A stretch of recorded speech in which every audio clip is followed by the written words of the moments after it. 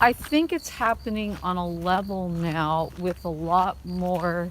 There's a lot more alchemists who don't know they're alchemists out there, and I think that's part of what my job is to help help awaken the alchemists who are the butterflies. Right. It's a new consciousness that we're part of, that we're all stepping into. But in order to step into it, it's a new way of being. And it's the mind ego thing has created all that we have now. It's Right. the expansion, it's the patriarchy, it's this whole thing that we've developed. We had to go through this phase of evolution Right. to create what we have, but Civilization. we're at the end of that. We're stepping into something entirely new. Maybe it is that huge. We're It like is. things that are like really foundational. Yeah. Giant things. But all that stuff will develop as humanity steps out of the mind ego way and is able to become the watcher of the whole experience and be a perfect light channel of your own particular recipe of life. You know, your own perfect recipe, so that because it's there to allow it's there to serve the greater evolution of the species. Hi there. Welcome to Solutio. I'm Colin Davis, and the websites are solutiopodcast.com, shadowtechalchemy.com, melissamarimovie.com, and melissamarimusic.com. That was a little bit of that was a piece that was in the movie that I made about Melissa. It's called Melissa Mari, Musical Alchemist of Stage and Psyche. And you can see the trailer at melissamarimovie.com. And by the way, I'm shopping that film to film festivals right now. I've already been selected in 2 film festivals. One was it already played, and that was in Italy for the Hermetic Film Festival, the International Hermetic Film Festival. And there's another one in India that I've just been selected for, so I'll have more information on that soon. And there's a whole bunch of other festivals that I've been submitting to, and so we'll see over the course of this year who else takes the film.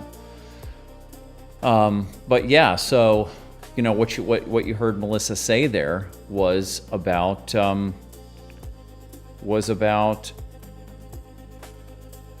awakening the alchemists. Right? She said, this is part of my job, is to awaken the alchemists. The butterflies, she said, meaning the imaginal cells, which is kind of a little bit of a new agey term, but we used that one too because it's very apt. How that when a caterpillar forms its chrysalis and it starts to that it's going to go through its metamorphosis inside of there to become a butterfly or a moth. The very first butterfly cells that emerge are attacked by the caterpillar's still existing immune system. The caterpillar's immune system, the caterpillar cells don't know yet what's going on, even though the whole process of death of the caterpillar is already a fait accompli. But they don't know that. They don't know what's going on. And the imaginal cells, they're called, the imaginal discs, they just come online and they just start doing their thing, and they start forming the body of the butterfly. but the first ones are attacked, but then eventually they grow more and more and more until they overwhelm the caterpillar cells, and the caterpillar cells die out, and the butterfly cells take over, and then you have a whole new life form that's a completely different type of life form. Instead of a crawling insect, it's a flying insect. It's a pollinator. Instead of a parasite, it's a mutualist. It's a complete metamorphosis of the organism.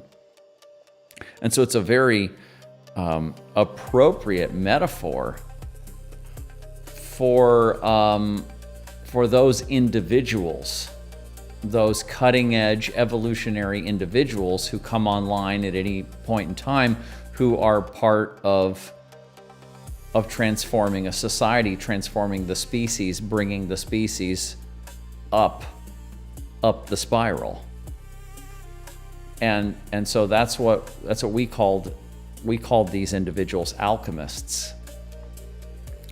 And so the alchemists, or psychospiritual alchemists, or inner alchemists, the alchemists are the people who recognize that, well, there's different kinds of alchemists, right? There's different kinds of alchemists. Some alchemists are just interested in healing themselves because they realize they need to, because they're suffering, or because they realize that their highest purpose in this lifetime is not going to be accomplished with all this junk that they have in the way. So they dedicate themselves to cleaning themselves up, to understanding themselves at a deep level, and to healing themselves. And that's really what it's all about. And they're not thinking about the evolution of the species.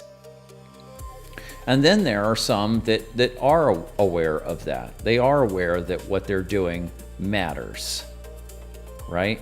People like Sri Aurobindo and the Mother, or people like Ram Dass and John Lilly, and even Tim Leary, and all kinds of people of all in all civilizations at all times.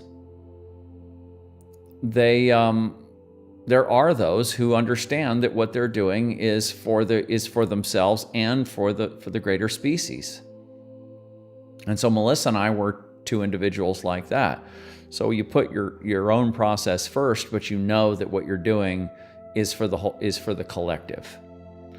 And when it comes to this kind of work, it's we could use Carl Jung's term also, individuation. When it comes to this kind of work, it's very challenging. Not only is the work itself challenging, but it's challenging to have to cope with the fact that of how few other alchemists there are. Right? How few other alchemists there are, because you just, you look around, you talk to people, your friends, your family, co-workers, people on the street, people online, and you realize, well, at first you might think that there's others out there. There's a lot of others out there because there's all kinds of people who are talking about spirituality and healing and trauma and all these kinds of things. There are a lot of people who are on the path, but there are things that separate the really dedicated alchemists from everybody else. And if you are one of those people who is on the cutting edge of the art, you'll find that there's very few people there, that most people are kind of playing around the edges.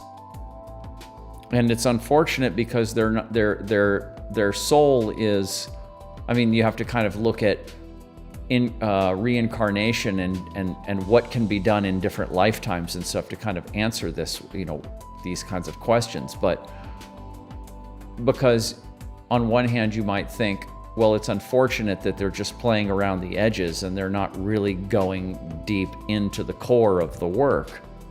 But then you realize, well, maybe they just don't have the capacity in this lifetime. Maybe they're going as far as they can. And so maybe everything is as it is supposed to be.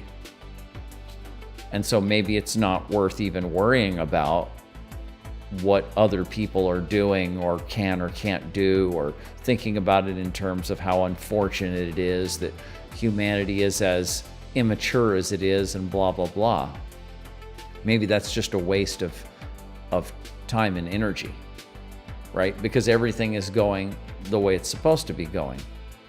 And there are a few alchemists out there. And so we need to do what we're doing and find each other and support each other.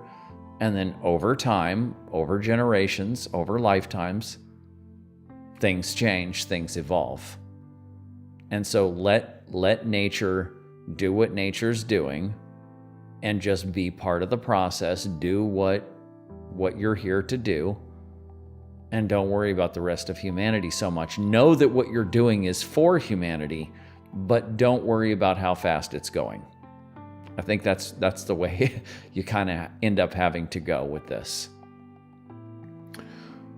So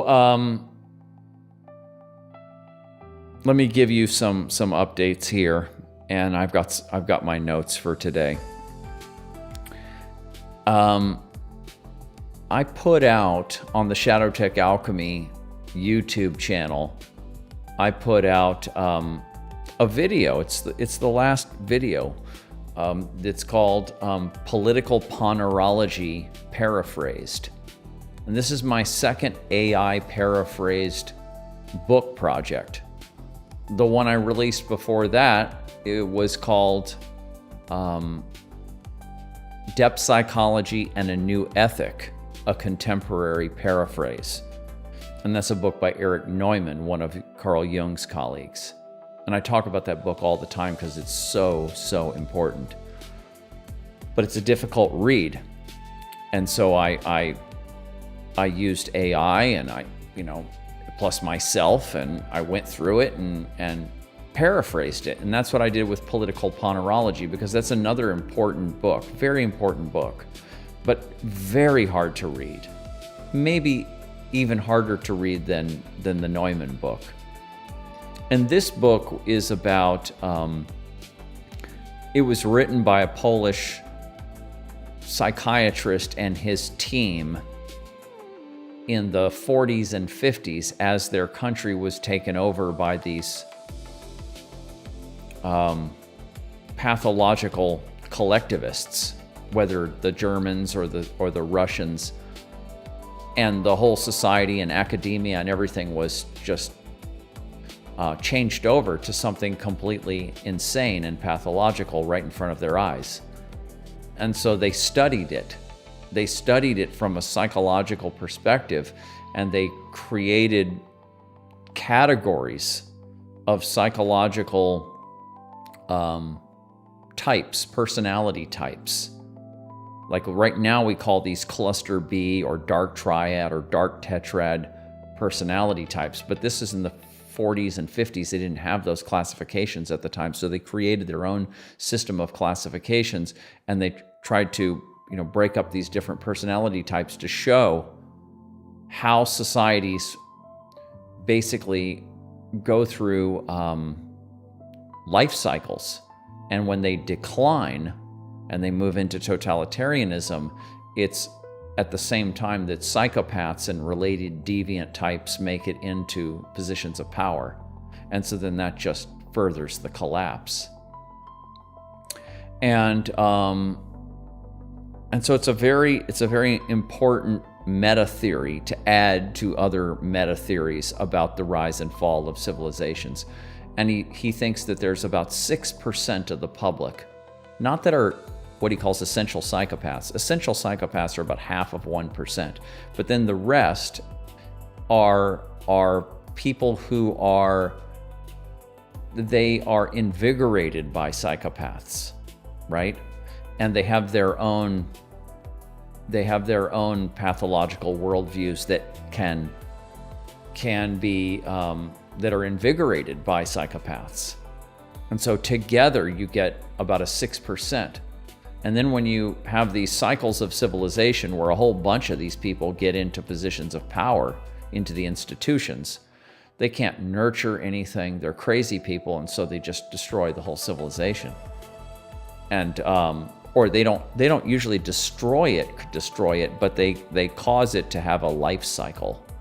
They cause the old cycle to die. It's like the caterpillar and the butterfly. So they facilitate this entropic process.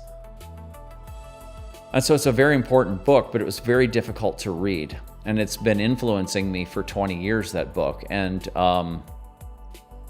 so I used an AI program to paraphrase it, to break it down from hundreds of pages down to like 50 pages. And then I used an AI text-to-speech program to speak it out and to have a narrator with an English accent speak it out. So that's on the Shadowtech Alchemy website. And I tell you the details about this because it is an important book, and I recommend that everybody that's interested in my work take a look at that book.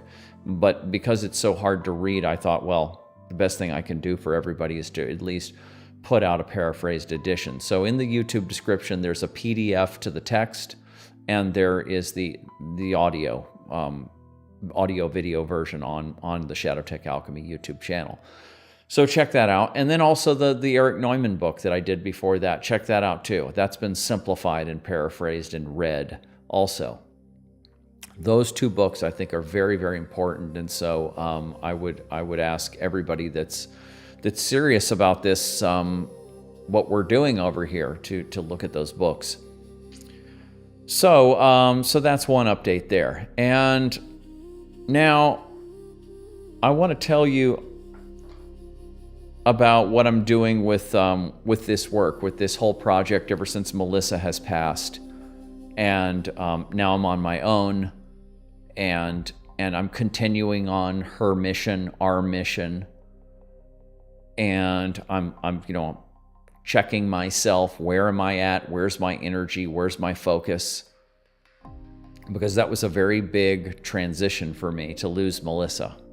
Very, very, very big. When my whole life was oriented around her. So it was all about making music with her. That was on one hand. Music and performance with her and being her producer. And then also doing the alchemy inside the relationship. And then also coming up with theories and ideas and all the stuff that went into our books and everything like that. So and it was just all done together. Everything that we talked about and that we figured out and all of our progress and everything was done together. And then Melissa just disappears. So that's a huge thing for me. And I did use the last year and a half to, all of last year to make that movie. But, and I did a whole lot of grieving. Yeah. So still doing it. I'm still grieving. Today is the anniversary, the 16th month anniversary since Melissa passed. So, it's hard. It's been hard. But I still have all the energy. I wondered what would happen to my energy around Shadowtech Alchemy and all of this and being public with our work and everything. I wondered what would happen, but I haven't lost a single bit of energy around it.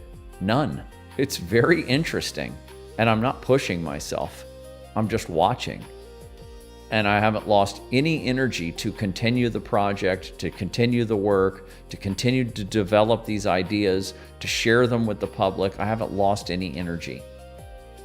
And, but I actually, thankfully, have lost the need to some degree for public attention. Right? Because when you're an artist, like Melissa and I are both professional artists. And so when you're an artist, you're creating your art for yourself primarily, but you are also creating it for the culture, for the society. Right? You have a social function. An artist is a social catalyzer. And so you want your art to go into the public. You want it to do things. You want it to have an effect. And I was able to do that with my music. But with this work, there's never been the kind of anything like the kind of popularity that I achieved with music. And even Melissa, who didn't have as much success with popularity in terms of music as I did, even she had much more success being a musician than she did being a public alchemist. So it's, and so it's like what I was saying earlier. You just have to go with the flow, do what you're doing, and put it out there and be as professional about it as possible, and then just let nature, the universe, God do what is supposed to be done with it. It's just outside of your control. So any thoughts about trying to make a living at it, trying to make money at it, or anything like that have to go out the window. Has to go out the window. And everybody that tries to make a business or a successful nonprofit or anything like this out of their spiritual work ultimately has to devolve the quality of the work. And I'm not going to do that. So basically you just have to do it because you have to do it. And you have to pull it outside, pull it away from any kind of commercial or materialistic or, any of these kinds of ideas. And you just have to turn it into pure charity and just pure life art, and just let it be as free and open as it can be. And then you also have to sacrifice other things in your life so that you have the ability to be able to do that, right? You have to actually, to be to be an alchemist, or what Melissa called a life artist, which is related, you have to design your life in a way that gives you the kind of time and gives you the kind of ability to be able to pursue the work and to do something like what I'm doing and sharing it and progressing it and taking it seriously and treating it as though it is a business. It is, but it's a mission. It's a mission, but there's no money. It's not going to pay your bills, right? Because that's where we are right now. And there is always the possibility that what I'm doing could pay for itself at some point. It's possible. I'm open to the possibility, but I'm not trying to, hang everything on that. And this is a challenging thing. All artists have to go through this, really. They have to go through, there's a lot of times, especially in our society, in Western society, especially in America, artists are already prejudiced. The society already looks down on artists, doesn't understand art, and then doesn't appreciate it. And then the only way that they appreciate it is if your art is popular enough to where you become famous, rich and famous, right? If you're Michael Jackson or whatever. Then they're like, wow, he or she did it, they made it, wow, right? But, so artists often when they're in their 20s, 30s maybe, they're thinking, wow, yeah, we can make it. We can make it.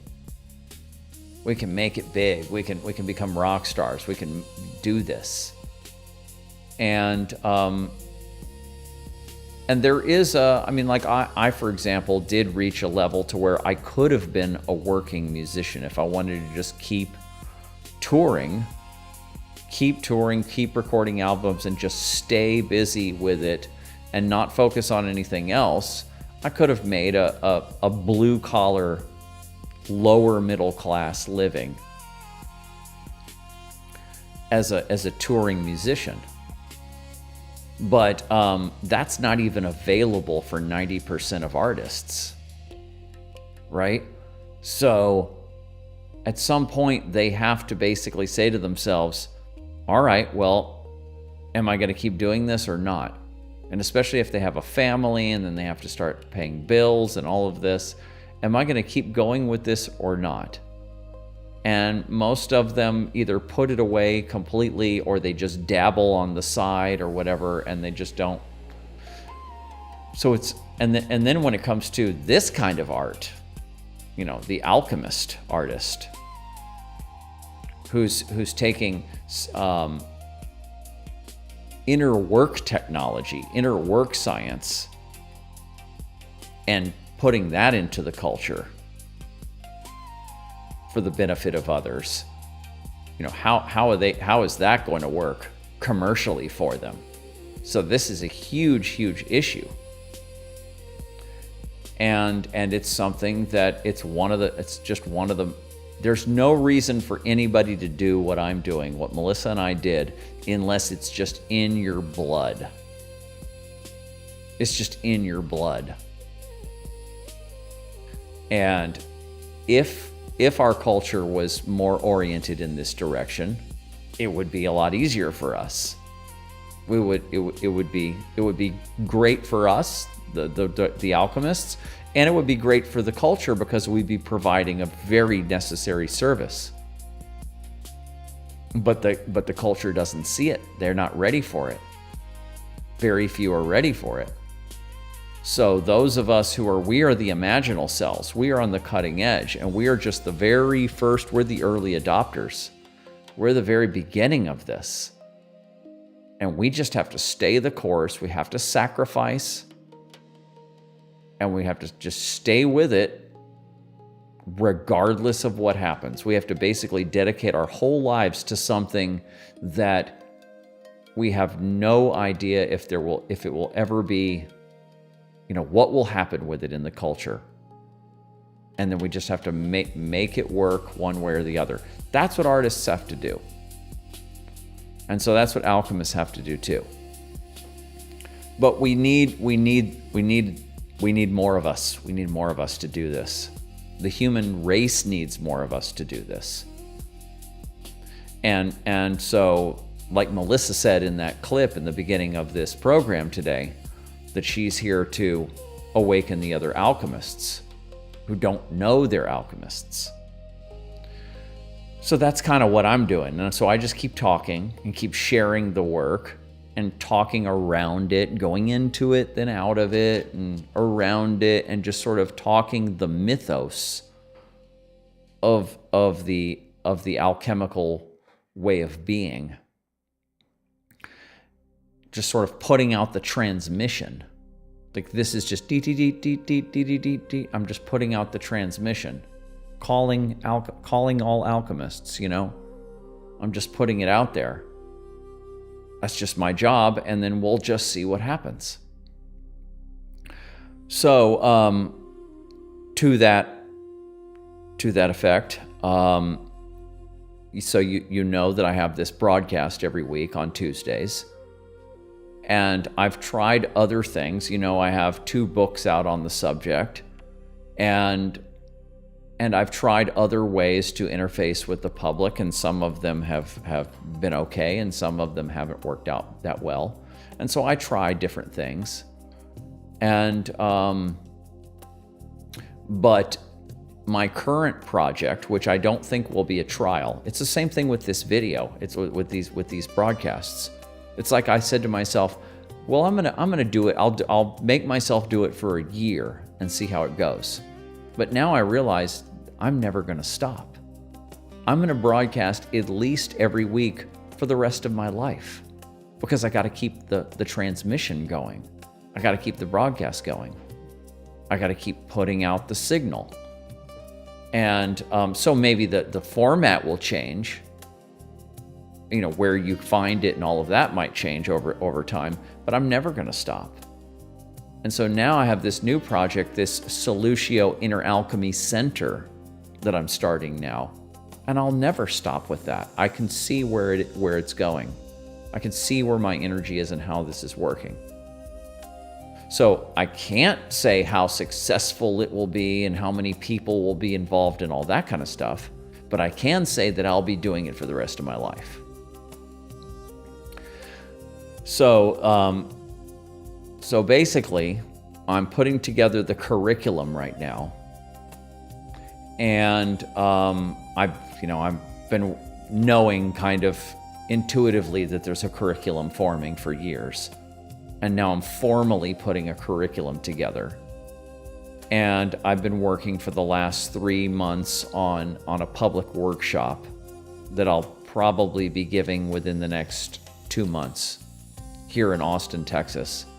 And then I'll just be going around looking for places where I can give public workshops and just inviting people into the community, inviting people into the circle.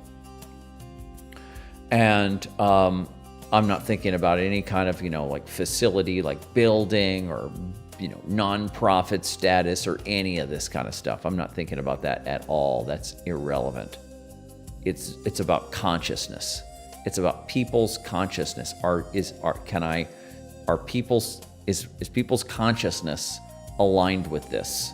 Where are the people whose consciousness is aligned with this? That's my job, to find those people, to bring those people and to get the transmission.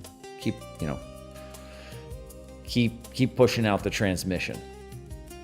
So that's what I'm doing right now, and I'm working on the website. I mean, I have the existing Shadow Tech Alchemy website, and I'm working on this Inner Alchemy Center website, and I got some notes here. I wanted to say today that it's become very, very clear to me. I've known this. Melissa and I talked about this all the time, but I've known this, but it's become really clear to me lately that the criteria that really distinguishes an alchemist, an individuator, someone who's individuating, truly on it, a true psychospiritual alchemist, from those who are just kind of playing around the edges, or maybe it's just people who aren't, at different levels of being able to do this work. But the true test is, can you use a conflict in a relationship to evolve yourself? What do you do with conflict? That's the most, I think, after looking at this for so long, I think that is just one of the most critical tests is what do you do with conflict? Do you back away? Do you just, when you're in a conflict with another person, how do you treat it? Now, you could be in a conflict with somebody who's not, a stated alchemist, somebody at work, somebody on the street, whatever. And then so that's, how do you approach conflict in that situation? And then with your partner, how do you approach conflict? What do you do with conflict? Because conflict is where you have lower levels of psychic material, complexes, so to speak, that are getting active, and there's roots that are touching down into sensitive areas, down into wounds, either yours or what was passed to you from your parents, and this instinctual material is coming up, and this reactivity is coming up. Protective reactivity is coming up. And, in IFS, you have parts that are being constellated. Complexes are being constellated. And so then you get taken over with this reactivity. It takes over your consciousness. You have limited ability to steer your consciousness any other direction until the reactivity starts to decline, and then you start to get conscious again. And then you come back from the conflict. You come back from the possession. And then what do you do with it? Do you just try to act like nothing happened? Do you try to blame the other person when it's half you and half them? It's always half you and half them, no matter what the situation is. It's always both people. It's always everyone that's involved is part of it. Their psyches, their parts, their pain bodies, their complexes, however you want to put it. And so what are you going to do with that now? Those parts were activated, and a conflict shattered the equilibrium of your relationship. And you lost yourself. You were possessed. And so what are you going to do now? So the alchemist has to analyze the situation. They have to apply whatever models that they have in their toolkit, whatever tools they have in their toolkit. They have to apply those. And then the two or more people have to work together to apply those tools and those maps, those models, try to map out what happened and go, oh, okay, I see. This part of me got activated because this is what happened in the environment, or this is what happened in our conversation. And so that activated that in me, and that's an old wounded aspect of me. That's a wounded part. And we have a name for it, and we understand it, and here's where it is. And now what's your side of it? And the other person says, well, this is probably what my side of it is. This is my part that got reactive. And then you have to go sit and you have to go process the emotions using our emotional processing technique or whatever technique. And you have to go sit and move the emotions consciously. Because just having reactivity that moves emotions is not changing anything. That's not physiologically rechanneling anything. You have to physiologically retrain the movement of energy through your unconscious into your consciousness. So you have to consciously move energy. So you have reactivity, unconscious dumping of energy into the ego. And then you have to sit down with what's the residual, what's left over, because there's always still unprocessed energy left over.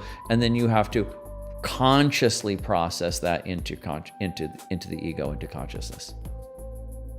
You have to direct it. You have to reparent those parts and direct that energy up and retrain your physiology to move this energy in an appropriate way.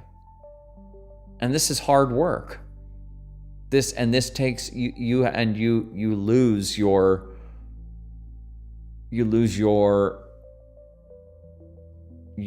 you have to become incredibly humbled by this. You do become incredibly humbled by this, because your excuses, your statements, your beliefs about the other person or about the situation are irrelevant, and they're just cover stories.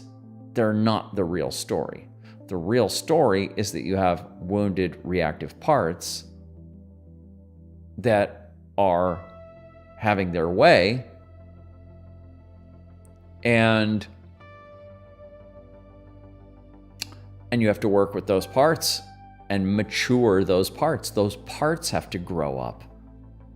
Your parts, your complexes, they have to actually grow up. They have to mature.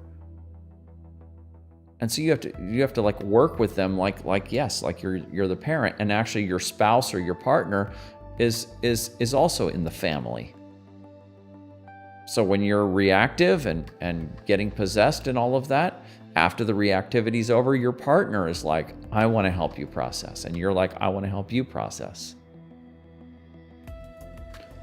So when you do this kind of work with somebody else, then you develop deep, deep intimacy,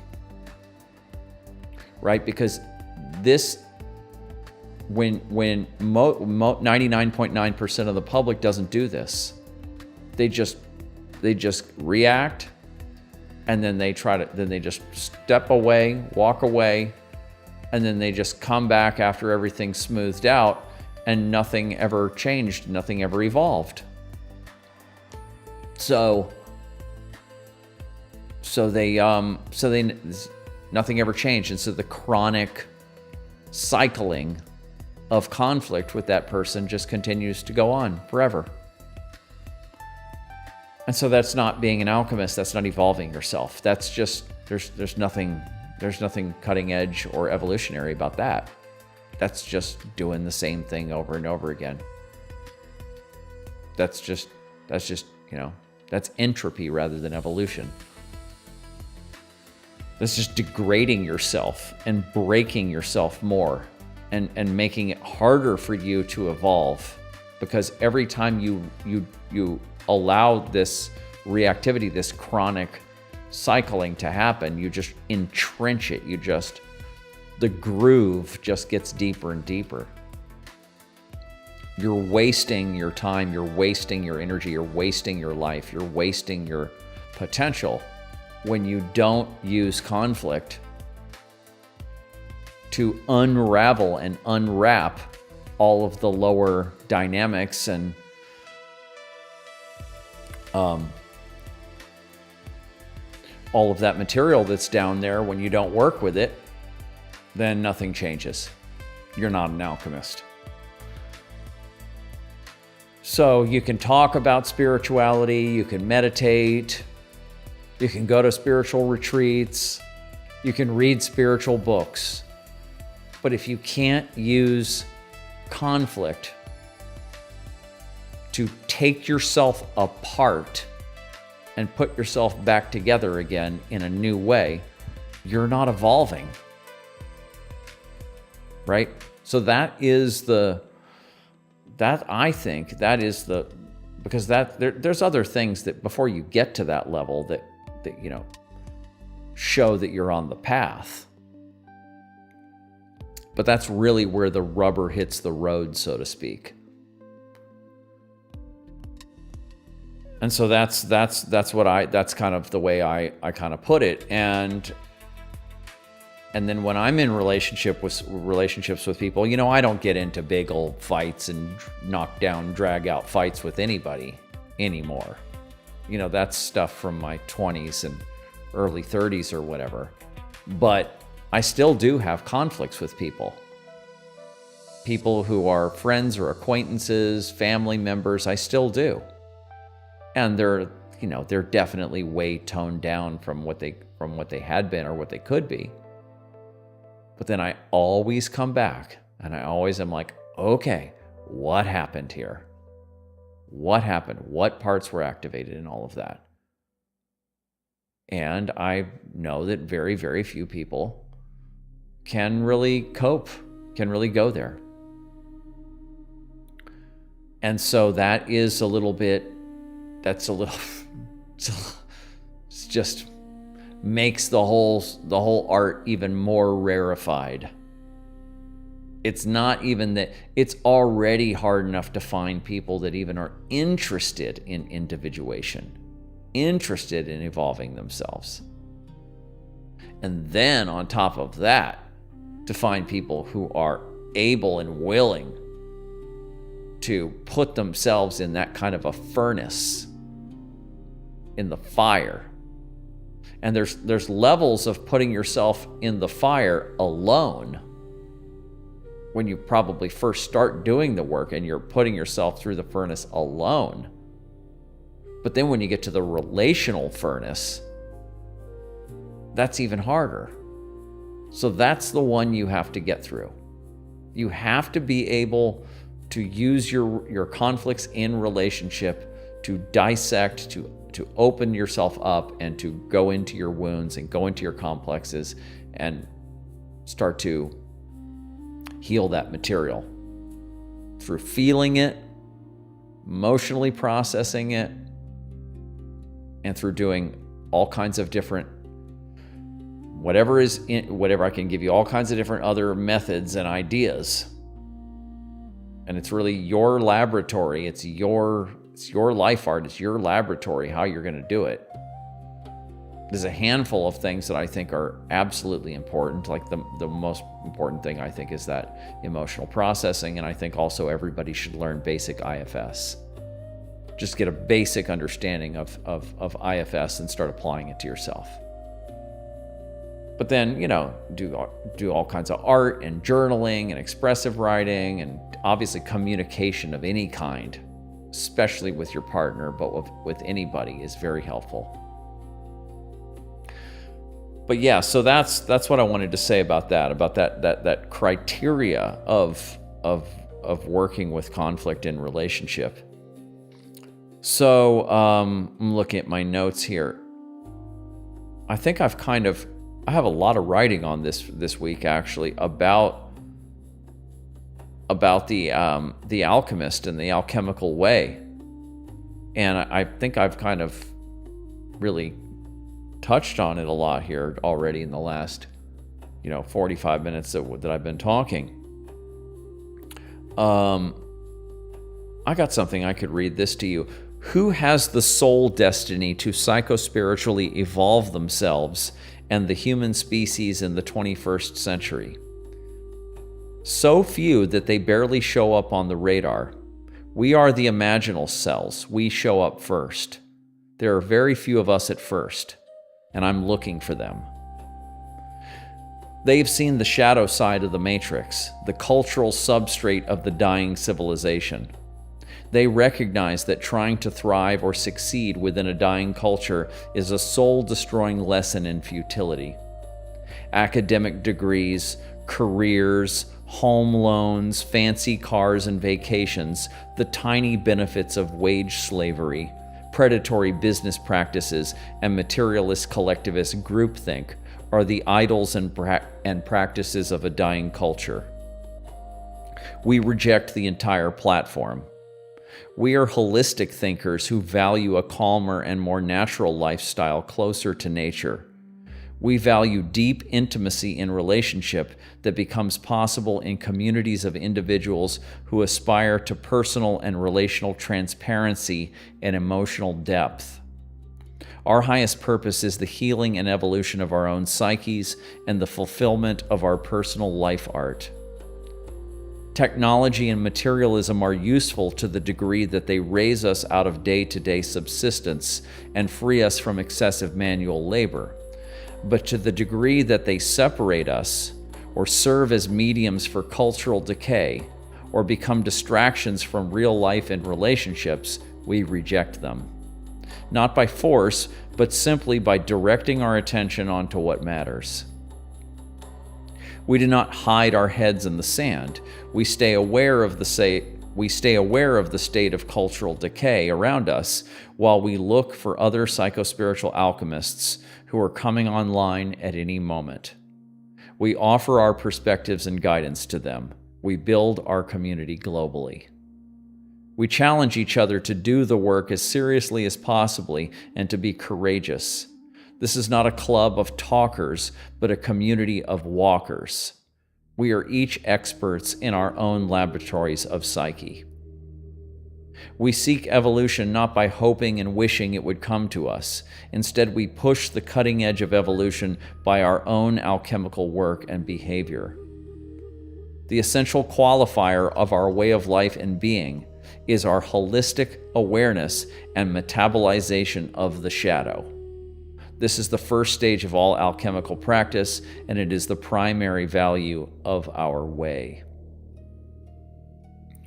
So that was something that I wrote, sometime earlier in the week. And then everything I was kind of talking about before that was really just that same kind of stuff. So I think you get the point with that. Then I got something here on intimacy. People have not even begun to experience true intimacy. When you dedicate to alchemy and to the high level of alchemy, when you dedicate to alchemy and to high level intimacy, you meet all your relational needs. Add your creativity to that formula, and you have all you need in life.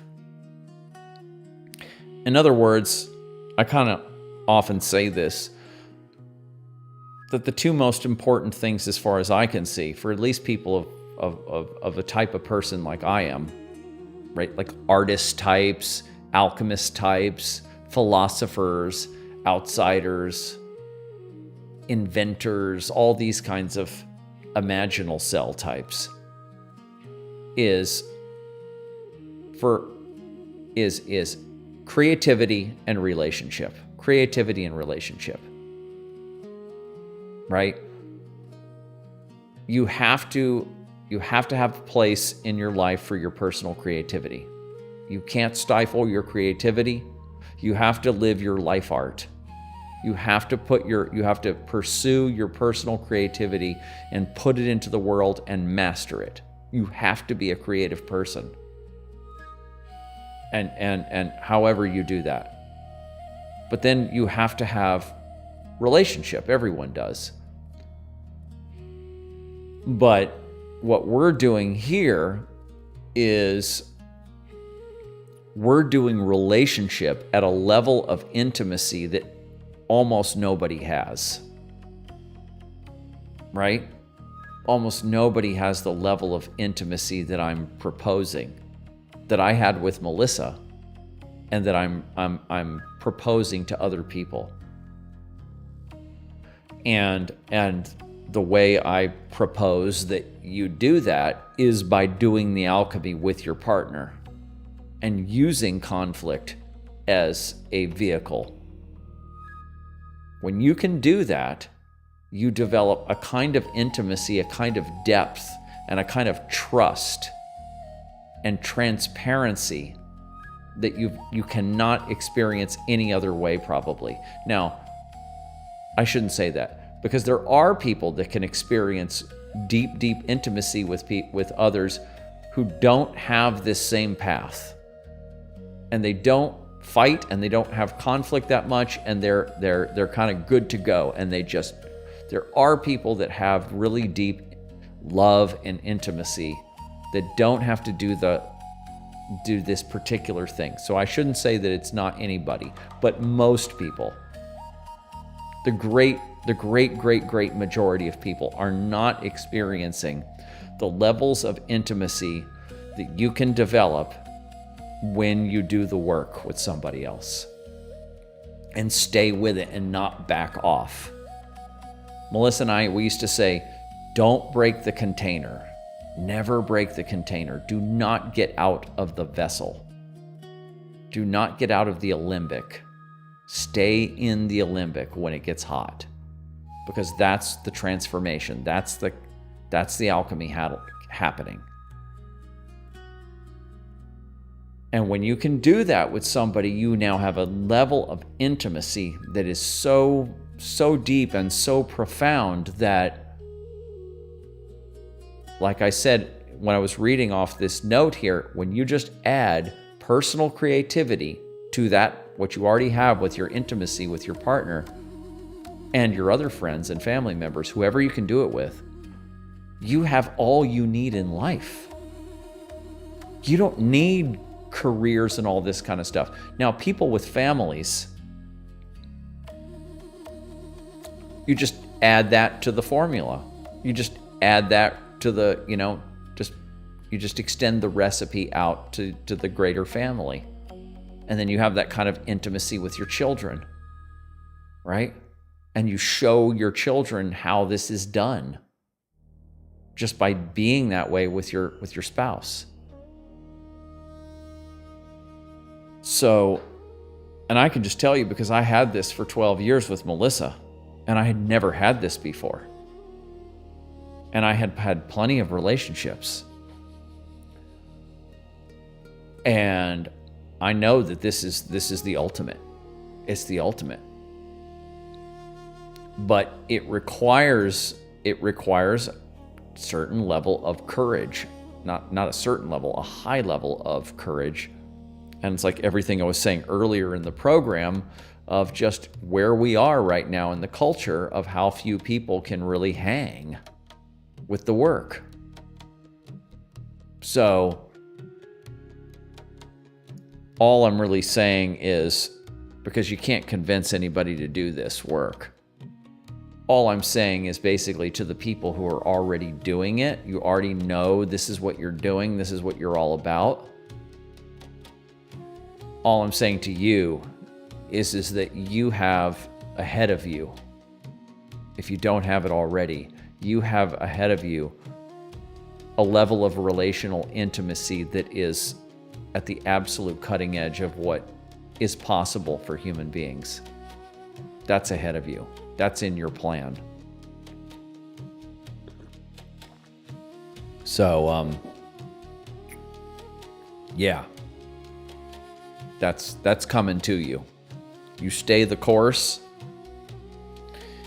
And also, once you get deep enough onto this path, you can't have relationships with people who aren't alchemists. And then you'll find out how willing they are to go all the way or not. You'll find out if they're just a dabbler or if they're seriously on the path. You'll find out.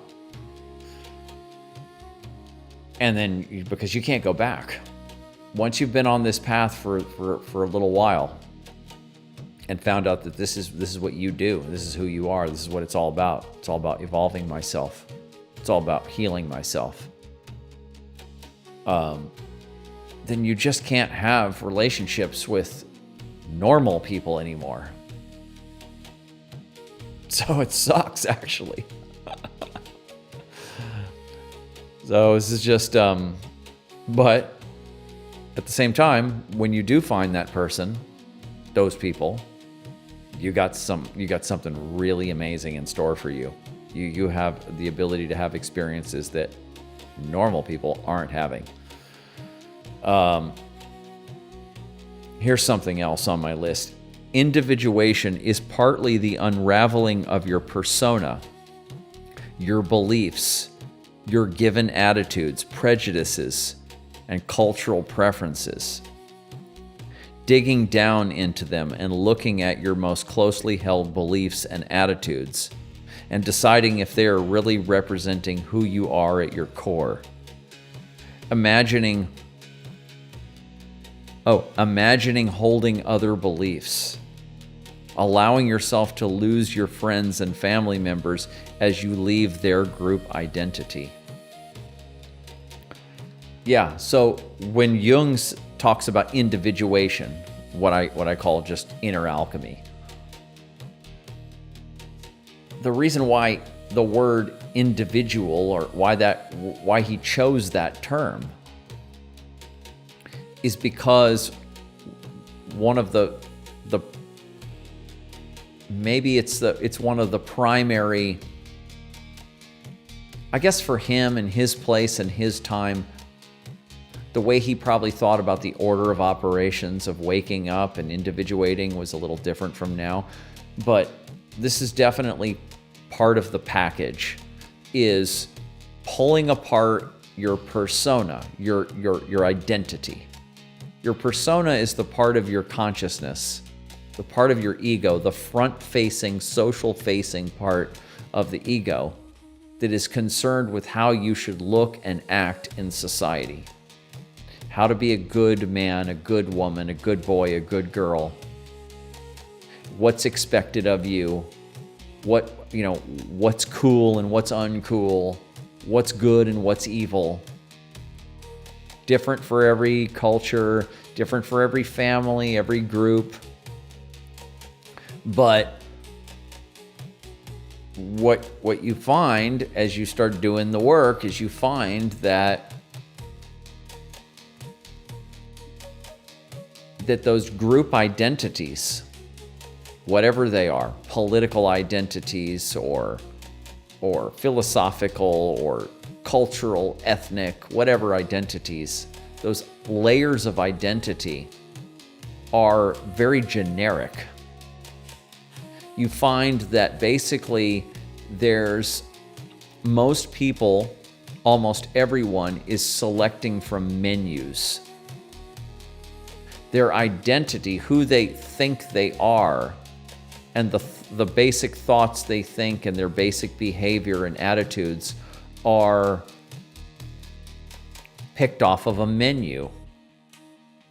And when you first grow up in a family, the family gives you a menu and says, here's the things that we appreciate and the things we don't appreciate. And so you select off of the menu those things that the mom and dad and family appreciate. And you don't select the other things. Or maybe you try the other things and you rebel from that. And then you find another group that has a different menu and you go, yeah, I'm going to use this menu. I'm going to get the clothing and I'm going to use the styles and the fashions and speak the language of this group that mom and dad didn't like. But you're still selecting off of someone's menu. And then as you go through life, you find different groups because you change, your personality changes, you age, and you may find some people really stay in basically very close to their high school identity. But other people change and they go through different life stages and they try different groups, different social groups, and then they put on they choose from that menu. And so that's just being a collectivist, and that's what most people are. Most people are collectivists, and that's how they feel comfortable and in the in-group, and it's natural, and it comes from your primate and your mammalian heritage, and there's nothing unnatural about it. It's not unnatural. It's totally to be expected. But when you're an alchemist, when you're individuating, you're on a different path and you have to become an individual. So you basically have to question all of the beliefs of the group, all of the offerings on the menu, and you have to say, do I really like that? Does that really fit with me? Is that really who I am truly? Do I really agree with that political or philosophical idea? Let me dig down into it. Let me experiment with oppositional ideas. Let me experiment with other traits of identity. Let me experiment with some different things and see what fits me more. And when you start to basically pick and choose what you want to have in your identity, and when what you choose for your identity is very aligned with your soul code, with your capital S self in Jungian language, with your daimon, your vocation, your soul vocation. When you really sit with these things and you start to reformulate your identity out of the parts that work for you, without any kind of compensation or any reactivity left over from adolescence and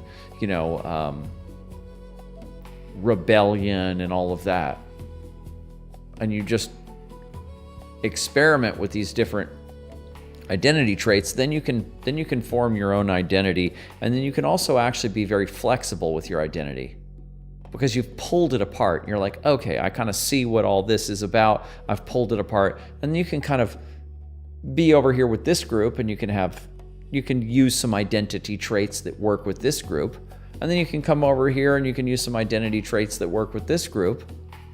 Or even if you don't have any, you could still feel comfortable with different groups being yourself. You know, and that takes a while. It takes a while to be able to do that. It's taken me years really to be able to do it, but I can do it now. And I still notice that there's still insecurities in my identity. You know, kind of being long-haired artist, intellectual guy and stuff, and what are those other smart people gonna think? You know, there's still a little bit of that left over.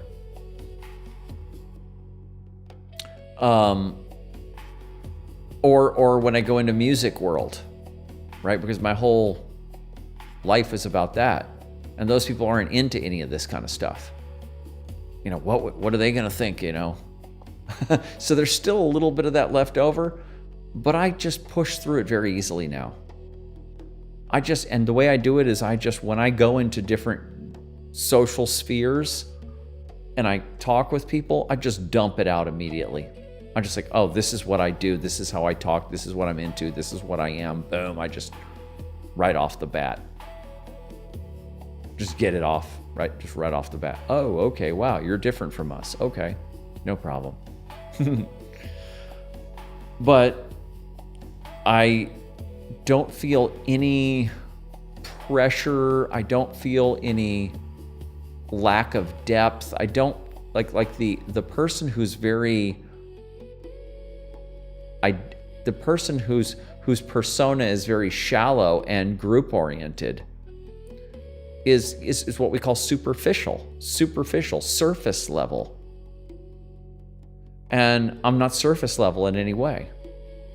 And when you're surface level, you're very precarious. You're very you can get tossed easily, because when the group changes, you have to change with it. Everyone has to kind of reformulate. But when you have deep roots down and your identity roots down into your soul, into your DNA, roots down, the group can change and you're just, all right, fine. The group changed. If I'm in the group, I'm still in the group. If I'm out of the group, I guess I'm out of that group now. But I'm not changing. I'll change. I do change. But I change as I mature. I change when I change. I don't change when any group changes. So individuation starts with, let's not say it starts with that, but this is a big piece of individuation, is forming your own true identity and developing a flexible and deep identity that is rooted in your soul and not in the collective, and you're not picking off of collective menus for how you should look, act, talk, and be. That was something that was on my notes.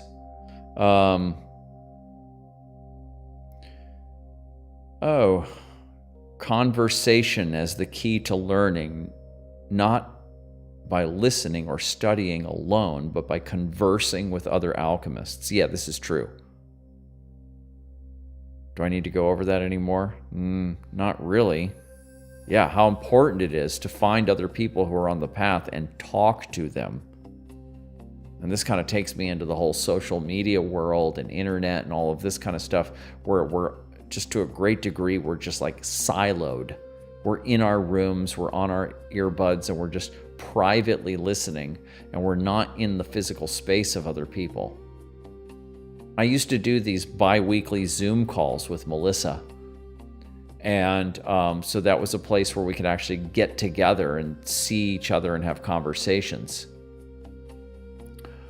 They were small, but they were good. They were good. I mean, I would prefer being physically present with people. And I'll probably do those again. That's going to come back. That's going to be another level of support that I'm going to be doing. I'll be doing those Zoom calls again, probably once a month. I'll be doing those. So maybe that is something I probably should have brought up at the beginning. Kind of didn't realize it. So that, yeah, when I'm ready to do that, I'll be talking about that more to get people ready for that. And if anybody wants to do that, I was thinking it would be the first Sunday of every month. This is kind of what's coming, what I had been thinking this last week. The first Sunday of every month, because Sundays, like if I do it on Sundays at noon my time, that's 10 o'clock in California, that's 1 o'clock in New York, that's 7 p.m. in Amsterdam or Germany, right?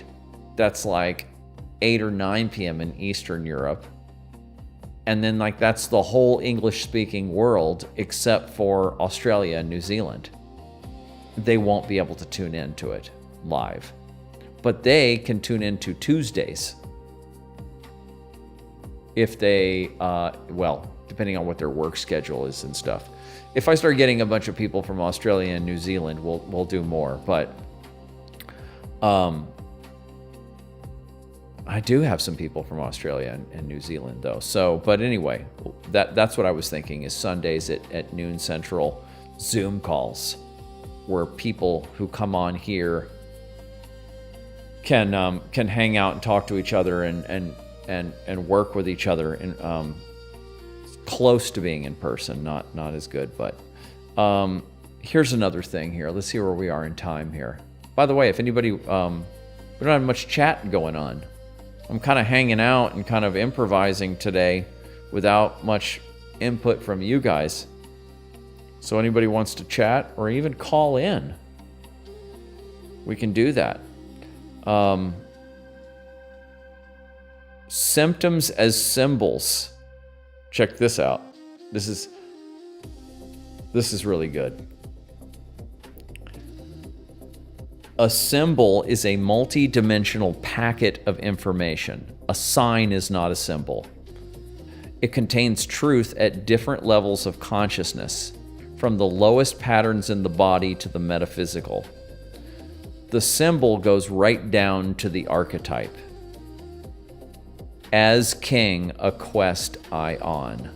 Asking a question. Stay in the question.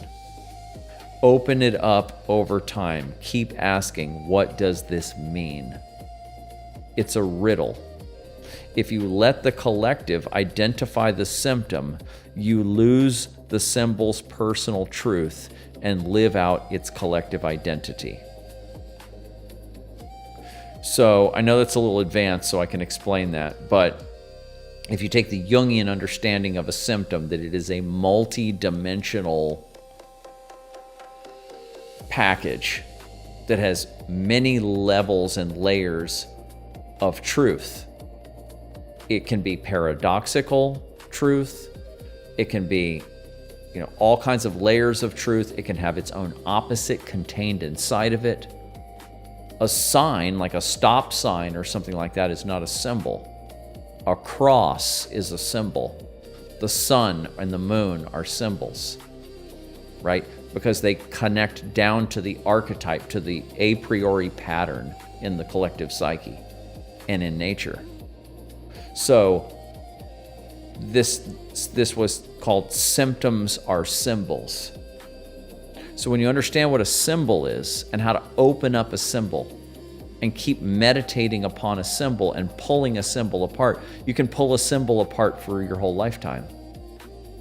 And you just keep digging into it and getting more truth. And you stay in the question. You constantly stay in the question. You constantly ask, what does this mean? What does this mean? And you just stay in the question. This symbol will start to open up, like you do with dream analysis. But you just do this with, you recognize that a symptom is a symbol. Take a symptom, whatever symptom that you're experiencing in your body. Take the symptom. You can also do this with any relational pattern, any behavioral pattern, anything, any synchronicity. You can do this with anything. This is just the way to analyze symbolically, to analyze any symbol. But when you use when you look at the body, at symptoms in the body as symbols, what does this mean? What is it called? What do we call the symptom? What does that rhyme with? What does that remind me of? What is it? What other connotations are related to it? What does it mean? What does this mean? What does this mean? What does it mean to me? What does it mean to you? What does it mean to the collective?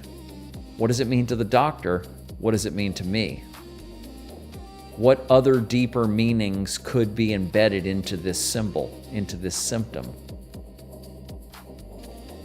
Like if you look at that Louise Hay book, You Can Heal Your Life, is that what it is? Something like that? The famous Louise Hay book where she has all the different physical ailments or symptoms and like what the psychological connotation is, whether or not they're true or not. Some of those may be exactly true for you and some may not be at all. But that's the kind of questioning you're doing, and that's the kind of analysis that you're doing, right? So this is a very powerful one, and this is part of the curriculum. Where are we? Other subjects I have in my notes here. Social media.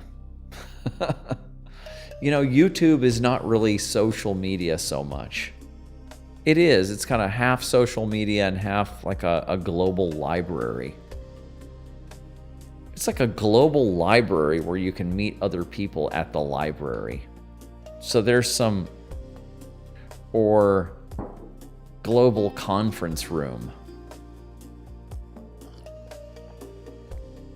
Whereas Facebook, Instagram, Twitter, X, whatever, TikTok, all of these kinds of things, these are these scrolling things where you're just getting a little glimpse into some part of somebody else's life or some other environment. And you're just scrolling through, you're just taking in input that you would never be, it's never been possible in human history before to be able to see this kind of diversity in your vision and have that in your experience than what you can do. And it's shocking and it's unnerving and it's addictive. It's like porn addiction, right? And so the social media is the basic function of social media, meeting other people globally and getting to share yourself or some part of yourself is good. The basic, that part of it. But the what it's developed into is incredibly addictive and incredibly toxic. Even if you're scrolling on, and like it's like on my Facebook account, I have a group of I have friends that I see on there and stuff, and I appreciate what they're doing, and they're all kind of spiritual people and stuff. I have my other Facebook account, which is all about the musicians, and I see they're putting their bands out and all that kind of stuff, and it's all cool. But you should not be processing all of that. You should not be looking at the intimate lives of all these other people, right? The way you're supposed to operate is that other people are in their world, you're in your world, and then you occasionally meet someone and you share worlds, and then you go back to your world and stuff, and you have more space, and so you have more time to think, more ability to be with yourself and all of that. When you're just being hit with everybody else's world, and especially when everybody else is like, look at what I'm doing. It's like I grew up in New York City, and it's like there's people on the street. They're like, hey, play this blackjack game, or play these come over here and play these dice, or look at this, and people are distracting you. It's like you're walking down 42nd Street, and they're like, come into this club, and then they're just like, you're just getting hit with all these people trying to get you to do their thing, look at their thing. It's crazy. it will drive you crazy. You can't possibly, you wouldn't want to live on 42nd Street. That's something you go to for a second and just go, whoa, this is a circus, and then you leave. And now with social media, we have the circus, we have 42nd Street right in front of our faces, and we get addicted to it and all day long. So the social media thing. Hi, who do we have? Dana. Hi, Dana. Hi, thanks for commenting and hanging out with me. Tell me what you think about this, about my commentary on the social media. There's nothing I'm saying that's original, but from the point of view of working on yourself and being an alchemist, it's just, it's another addiction that we have to pull apart and we have to clean up. And I don't think we need to live without any social media, but it's useful to have an Instagram or a Facebook account, and to be able to message people and be able, to be able to put your stuff up there if you're a creative person. It's useful to be able to use it from time to time, but it should not be how you're spending your day or a big chunk of your day at all. At all. It should not be. And it's to the point now where it's very, very clear young people shouldn't be using it at all. Really at all. And so that, for those of us who are healing and working on ourselves and evolving, we have to severely limit our social media and just, use it like what it's made for or what it was originally good at, just being a phone book. Finding people, communicating with them, and it's like a personal billboard to put your stuff up there. But it's not where you have community. It's not where you spend your time and have community and stuff. I have something about AI on here on my notes, using AI. And the whole thing of what's going to happen with AI and all of that, I'm not even going to talk about that. But what I am going to say is that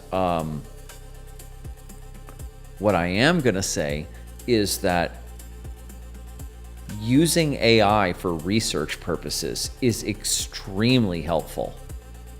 And if it's like I'm talking all night tonight about being an alchemist and going in this direction and everything. And there's a lot of study that you have to do. I think that everybody should get a basic education in Jungian psychology. Everyone should learn some basic IFS. Just become psychologically literate, in general. And using AI, using ChatGPT or Claude or Grok, or whatever one to research, say, hey, give me a basic breakdown of all the main concepts in Jungian psychology, and then ask it questions about each of them and use it as a research assistant to learn. Let's see. Let's talk to Dana for a second. I agree with what you're saying. My Facebook tends to get flooded with ads. Oh yeah, I know now it's just total ads now.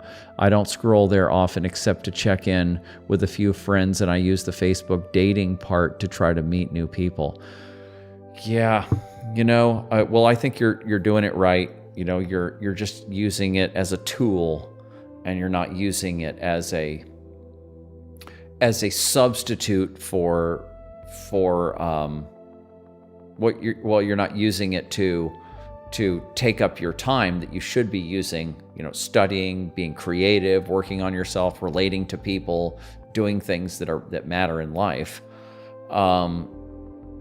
But then trying to meet people, dating or whatever, this is, I met Melissa on Craigslist, but it wasn't for dating. It was, she found me because I'm an audio engineer and her band needed some mixing work. And so that's how I ended up meeting her. So I can't say that, meeting people online is bad or whatever, but it's like, I don't know if you were here earlier, Dana, when I was talking all this kind of alchemy stuff and the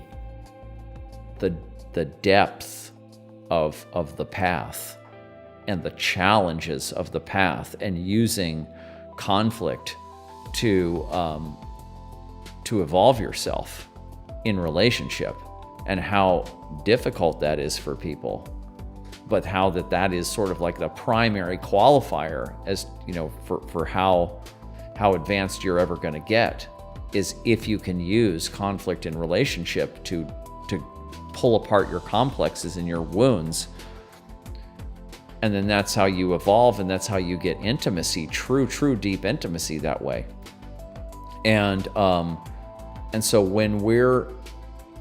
it's like, what I would say for me, you know, about meeting people online, I don't think that's impossible or anything. And in fact, when you're kind of in this club, your people are probably not in your locality. They probably are somewhere else. So you kind of do need to use tools to find other people. But you just don't know how, there's so much you cannot, you just don't know how deep people can go. And so it's a real challenge being in this place, because you say you meet somebody who seems to be on the same page as you, but they live far away, and you won't really even, the way I would sort of, if I was going to find somebody online for dating, not dating, to have a relationship with, I would find them online, and then I would talk to them every day on the telephone or on Zoom or whatever, and I would just have a relationship with that person on the phone. And then that is intimate enough to where a lot of junk will have the opportunity to come up. The darker stuff will have an opportunity to come up in that kind of a relationship. And so then you'll be able to test and see where the other person's at, and see what they can handle. And so then you can go visit them, right? And then if you keep on going with it, then you can, visit them more often, than eventually a relationship, an actual live-in relationship or whatever can happen. But I've noticed that people, because I'm in my 50s, so I'm a Gen Xer, and I've noticed that the millennials, probably the Gen Z too, are very comfortable texting and having texting-based relationships, and I just think, that I don't even, that's just, it's not even possible. I think you can send audio messages through text, and that's better. But the best thing to do is have phone conversations. Phone conversations still can be very, very intimate. Very, very intimate. And you can really get deep with people that way. So, I'm okay with the whole, online, dating or whatever. You find people online, and then you can deepen the relationship by phone and then see what happens. Dana says that you'd rather find someone that way because I'm really looking for a relationship. I miss talking. Yeah, I'm in my 40s. Yeah, Dana, you know how I've been doing it since I lost, I don't know if I haven't seen you here before, so you may not know, but my partner, 12-year partner that I developed all this work with, and I had this very deep alchemical relationship with her, Melissa Mari. And Melissa passed away in January of 2025. She had cervical cancer. And so, now I'm in this other world of being single and stuff, and the way I've been kind of dealing with it, besides all of the grieving and working through all the emotions of it, putting my what I've been teaching into actual practice. Yeah, thank you. besides that, and being creative, like I created a movie about Melissa. You can actually see them. If you want to see the movie about Melissa, just send me a message. I'll send you the link to the, it's not out yet, but I'll send you the link.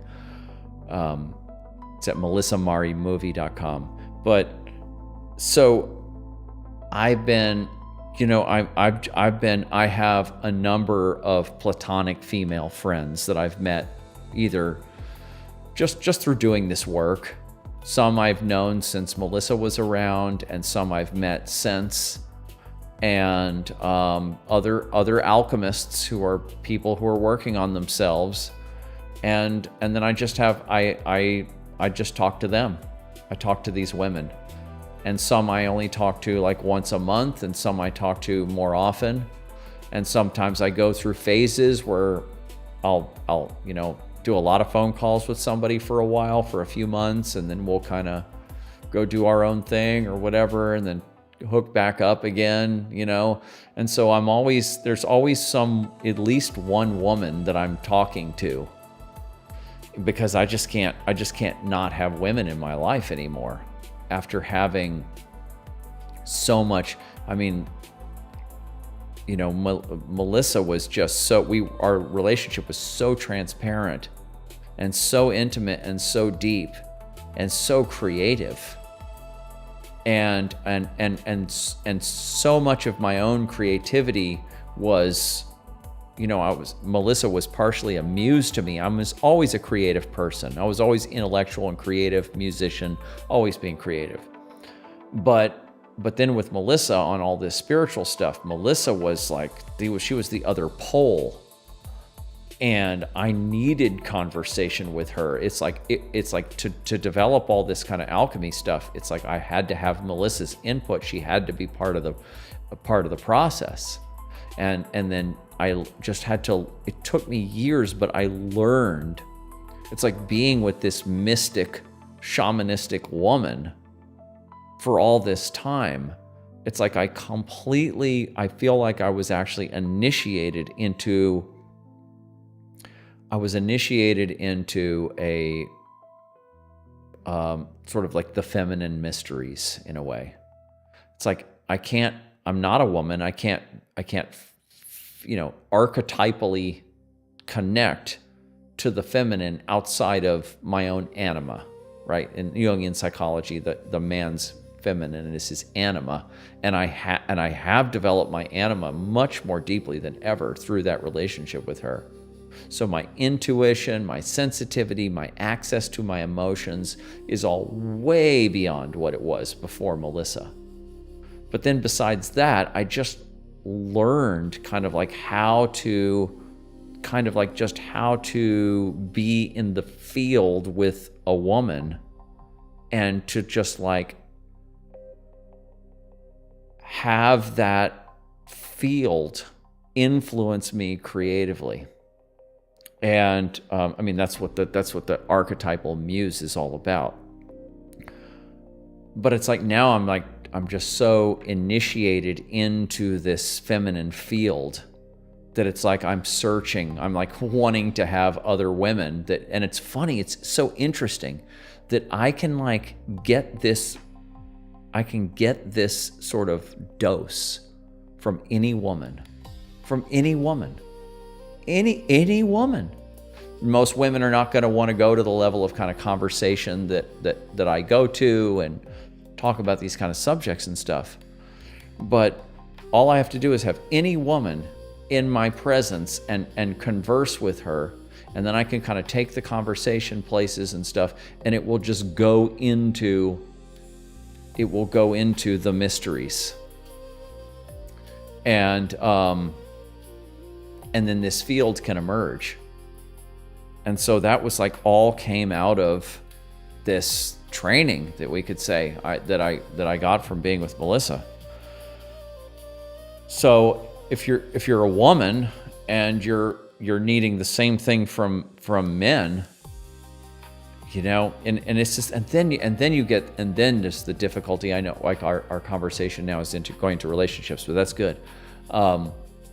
Then the whole sex thing comes in, and then especially women trying to find men for friends and wanting to have male energy and be in that field in the same way that I'm talking about it with women, then that the whole just very primal lower monkey level sexuality level comes up, and that can sometimes be very good to start a relationship and very powerful, but also can be very confusing and get in the way. And it's like there's sometimes I wish that I didn't even I just wish I could just grow out of the sexual impulse, because it's just so it's getting in the way of higher levels of consciousness. This is finding men that are seeking that the evolution of their own anima. The evolution of their anima. And now it's ever since we've had the civil rights and women's rights movement, the 1960s feminism in general, it's become more culturally accepted for women to get in touch with their animus, their masculine side, and exercise their masculine side, and or get into masculine roles and work as scientists or cops or whatever it is. Even join the military. That's like sort of one of the directions that what feminism has done. But we haven't seen that with men. We've seen more gay men get acceptance in the society, but that's not what I'm talking about. I'm talking about men who are getting in touch with their anima and developing their anima, it's not a sex thing. And the deeper connection, yeah, exactly. So it's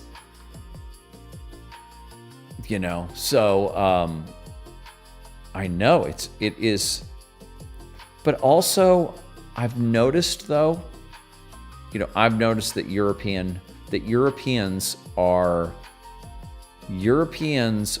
more, they're more evolved in this way.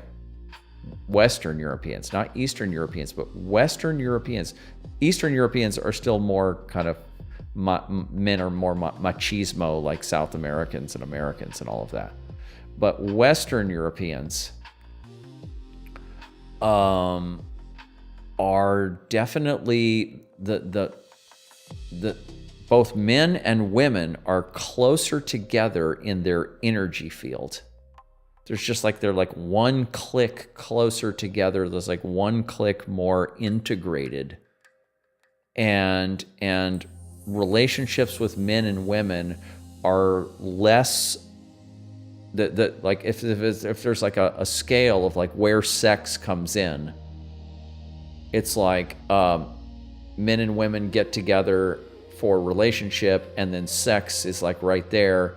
And then in the European relationships, it's one click down in priority.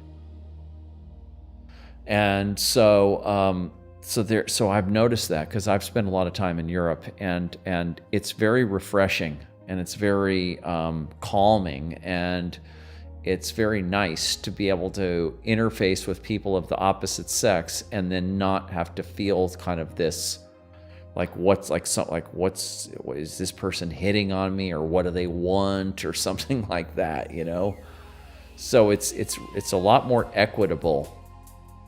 And of course the machismo Americans and South Americans and stuff, they look at the Europeans and they think they're wimps or something like that. They don't get it. That they're more developed, actually. So in certain ways, the Americans are very, very rambunctious and very individualistic, and they're kind of America feels like if America was a person, it would be a 17-year-old boy. And and so it really has a lot of the, very kind of, so there's something almost charming and freeing, obviously, about that, break out and be free and be an individual and, ride a Harley Davidson and all that kind of stuff. But it's very freeing, especially if you're coming from Europe and the monarchies and all of that of the when America was formed and all of that. Obviously, the whole American culture and experiment and stuff was very rambunctious and very freeing and individualistic, and that's cool when you're needing to break away from the cultural family. But after a while, if you just kind of stay on that, it just is immature after a while. But let's see what else is on our, what else do we have in our notes? Dana, if you came in later, you could listen to some of the stuff later, like on the replay. But what else do I have in here? I think I kind of talked about all the stuff that was on my notes. I always look at the clock at 9:11. It's like 11:11. People always look at the clock at 11:11. I look at 9:11. Yeah. So I think actually I have actually gone through everything that was on my notes and talked about all of this, but and we've talked about the intimacy and everything. So I think I'm kind of good. But let me say, I got some more stuff here. Let me say something about, I'm always talking about the 4 quadrants, the Ken Wilber 4 quadrants, because I take the shadow and I put it into the 4 quadrants. And so I get a printout basically of what does shadow look like in the psyche. That's where it's usually talked about in Jungian psychology. It's usually in your personal psyche. But then when you look at through the 4 quadrants model, you see that it also goes into the body. So that's all your symptoms and all your syndromes and your psychosomatic symptoms and everything, all kinds of illnesses and everything that show up in the body because the psyche is dumping shadow material into the body. Or it shows up in your relationships as relational complexes. That's the lower left-hand quadrant. And it goes into the culture. It gets dumped into the culture through social media and newspaper and media, and you get all this cultural shadow. And then it goes into your actual lifestyle, lower right-hand quadrant, where the shadow gets involved in your behavior and your whole lifestyle, your business practices and who you're working for, and every way in which you plug into the society, getting high interest loans and all the, debt stuff and all of that stuff. And so, so you have 4 quadrants of shadow awareness and shadow work in this system that I'm always talking about. And so I thought, I could mention, I'm always like going to the different quadrants. I thought maybe I could talk a little bit more about the lower right-hand quadrant and just how we actually live a shadow-aware, cutting-edge lifestyle while the whole rest of the culture is asleep and just, running these obsolete scripts. The concept of the body keeps the score. Yeah, exactly. That's exactly right, Dana. So, right. So you can look on my videos. I have some videos about the shadow in 4 quadrants and stuff. Some of the on the live tab, but I think I also have some on the main video page, or in my last book, which you can get on my website, shadowtechalchemy.com. You just go to the books page and you can download. Just put your name into the mailing list. I hardly use it, but you can download the my last book, Transforming Darkness, and there's a whole chapter on the shadow in 4 quadrants in there. And I have a new paper that I haven't put out yet that I'm working on with that. But you'll see very clearly in that model that the shadow actually manifests in every way, that in all domains of human reality. And so when you don't work on yourself, when you don't dig up your shadow material, integrate your shadow material to whatever degree you can, it's a lifelong process. But when you don't just do the basic cleanup work, then this stuff, it dumps into the body, right? But it's more than just the body, actually. It's the body. This patterning extends from your actual psyche and to your actual psyche, and to your attitudes, and to your feelings and your thoughts and all of that, into your body, and all the symptoms and anxieties and addictions that come with all of that and everything, and then into your relationships and the relational patterns that you're turning, the chronic relational conflicts and all of that are happening in relationships or at the workplace or whatever. And then it plugs into the physical way that you live your life, and where you live, what kind of environment you live in, and all of this plays into these patterns. And so you have to pull this apart. You have to pull apart all these domains of your life, and slowly, over time, start to reformulate your whole life. It all starts with the personal work, though. So it all starts with the personal work, and then secondly, to the relational work. And then from there, it goes to the other domains. And the body work. You have to take care of your body, and you have to eat really clean and get exercise and all that stuff. Dana says, yes, it seems that after each of my awakenings, I tend to get more secluded because others around me tend to be generally still asleep. Yes. This is why I'm actually doing this show. This is why, now that Melissa's not here, why I'm actually putting myself in the public and just being a place for people to talk, or making myself available to people in general, because as you go deeper into this, yes, you do this. The isolation part of it is part of the process. It's kind of part of you could say, the magician archetype, right? When you have to figure out your own psyche, and you have to start pulling yourself apart. You need a certain level of isolation, a certain level of quiet time and sacred space and nature space, and you need that kind of privacy and isolation. You have to have that. But then also that can also become very disorienting, because we're relational beings, and then a big part of this work is done in relationship. And so we basically have to kind of have some kind of balance, where even when we're in a mode of being more isolated and more private, we still have to have people in our lives. Like, there's some people that I know.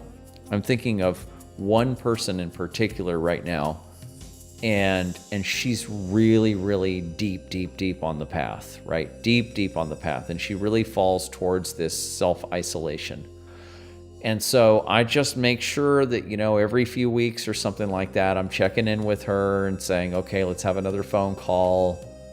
And she doesn't really even contact me that much, because she's so kind of comfortable in her being a solo alchemist.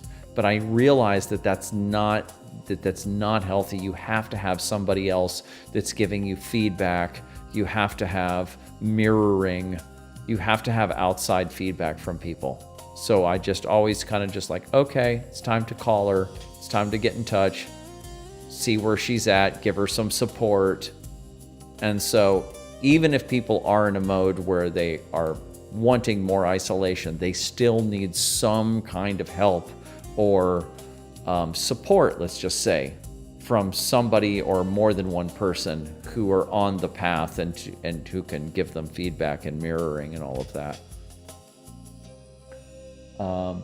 Co-create vitality. Hi. I feel that. I've been meaning to tune in. Thank you. Oh, well, I'm really glad you did tune in. Both you and Dana tonight are new, and I'm glad you guys are here. And like I was just saying, I'm doing this for you guys, right? And so I'm basically just like what I usually do on these programs is I just kind of lecture or read off my notes and just talk about working on yourself, the alchemical process, being an alchemist, individuating, shadow work, all of that. And I just kind of riff on it and just talk about a lot of my core concepts and subjects and stuff kind of over and over again, improvising and all of that. And then I'm basically waiting for you guys to communicate with me so that we can have conversations and so that I can be of whatever help that I can be to you guys and from wherever you're at, and to, you know, help you feel that there's some community with other people that are super serious, that are working on themselves and that are, you know, going through this stuff. And there's a lot of us who are, you know, having some kind of dark night of the soul, or maybe not a full-on dark night of the soul, but some kind of negrito, right? Some kind of negrito period where there's things have fallen apart and it's time to work on yourself, and it's time to, you know, go to the next level of your inner development. And so I'm here recognizing what the archetypal patterns are, having gone through these cycles myself, and then having had that relationship with Melissa. I don't know if you were here when I was talking about Melissa, my partner of 12 years, who's not with us anymore, but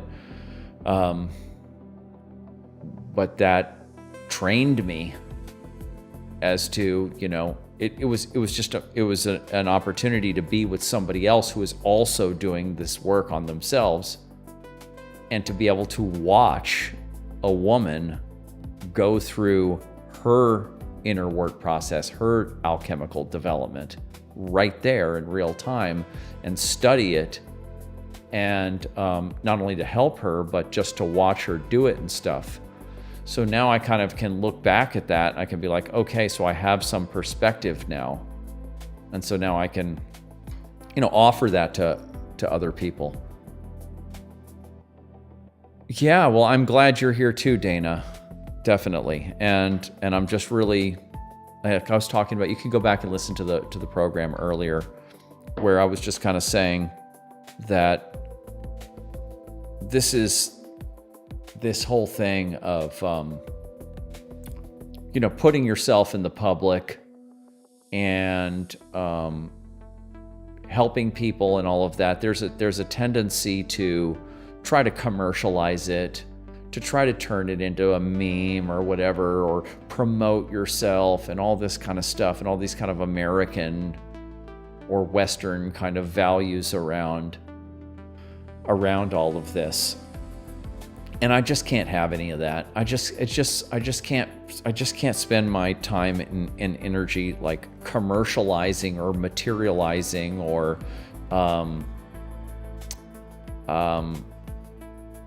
making, you know, trying to do this work in any kind of a way that's anything other than just humans talking to each other, humans sharing experiences, humans sharing what their personal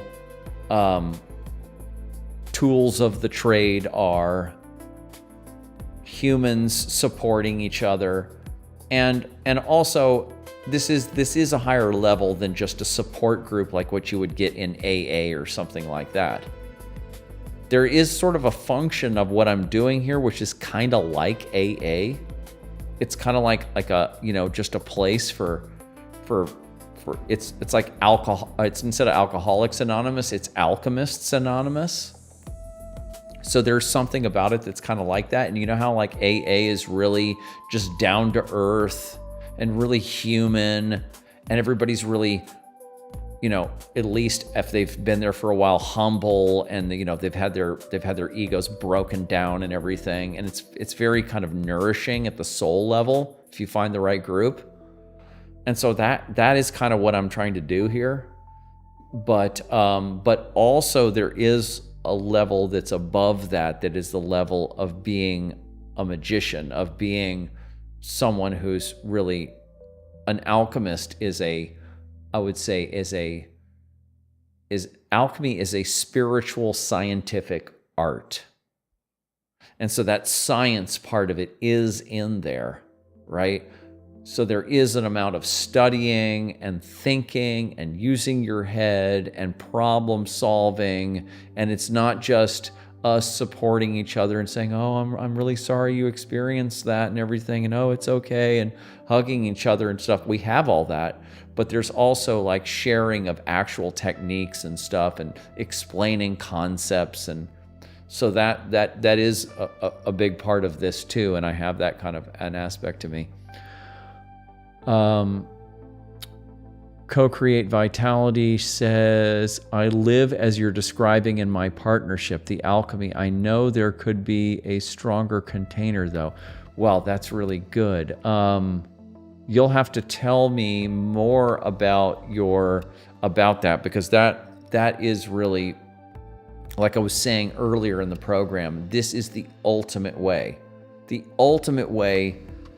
to evolve. You have to have the private time. You have to do the private study too, but to be able to do this in the container of your relationship, and like I was saying earlier in the program, the thing that really separates the true alchemists from the dabblers is the ones who can use conflict as a vehicle, as a doorway into their own complexes, into their own wounds, and pull that stuff out, and into understanding the relational field of pathological complexes. And then with your partner, dissecting that and figuring out what parts are active, and talking about your parts and tracing them down to early childhood or wherever they come from, and really airing all that stuff out. And then also I talk a lot about emotional processing the emotions that are stirred up, that are brought up in conflict.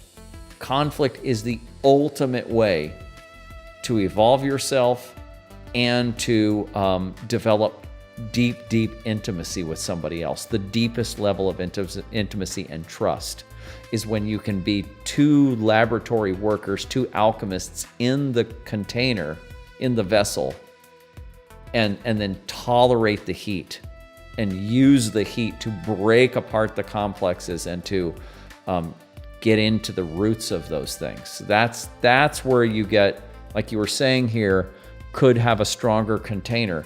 So Melissa and I, we always said, don't break the container.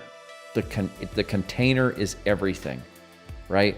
So this is where I would say this is part of the reason why I always talk on this show about like the kind of the philosophy of the art, and just like I talk about it in larger terms a lot of times, because I want people to get that you're not just out there working on yourself by yourself and this is just something you're doing or whatever.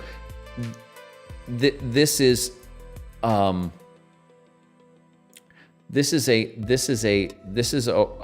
cutting edge. This is a way of life and a way of being that is at the cutting edge of human consciousness, at the cutting edge of human development. And that's what you're involved in. You're involved in something very important. It's not just about healing yourself. It's very, very important. It's about the species. And even if just 0.000000001% of the population is going to do it now, that's okay. Somebody has to start. Psychology itself is only 150 years old, right? We're at the very beginning of people really doing this. So when both partners can realize they're involved in something very important, it's about healing themselves, healing each other, and about pushing the cutting edge of human evolution itself. And this is not a New Age fantasy version of that. This is not like an ascension type thing or whatever, and 2012 is going to bring it all in. No, this is us evolving through the down and dirty work that we're doing on ourselves and in relationship. We're not waiting for anything to save us. We're doing it right here in the moment. So if that other person, if your partner can really get how important this is, and then you guys can keep mirroring each other and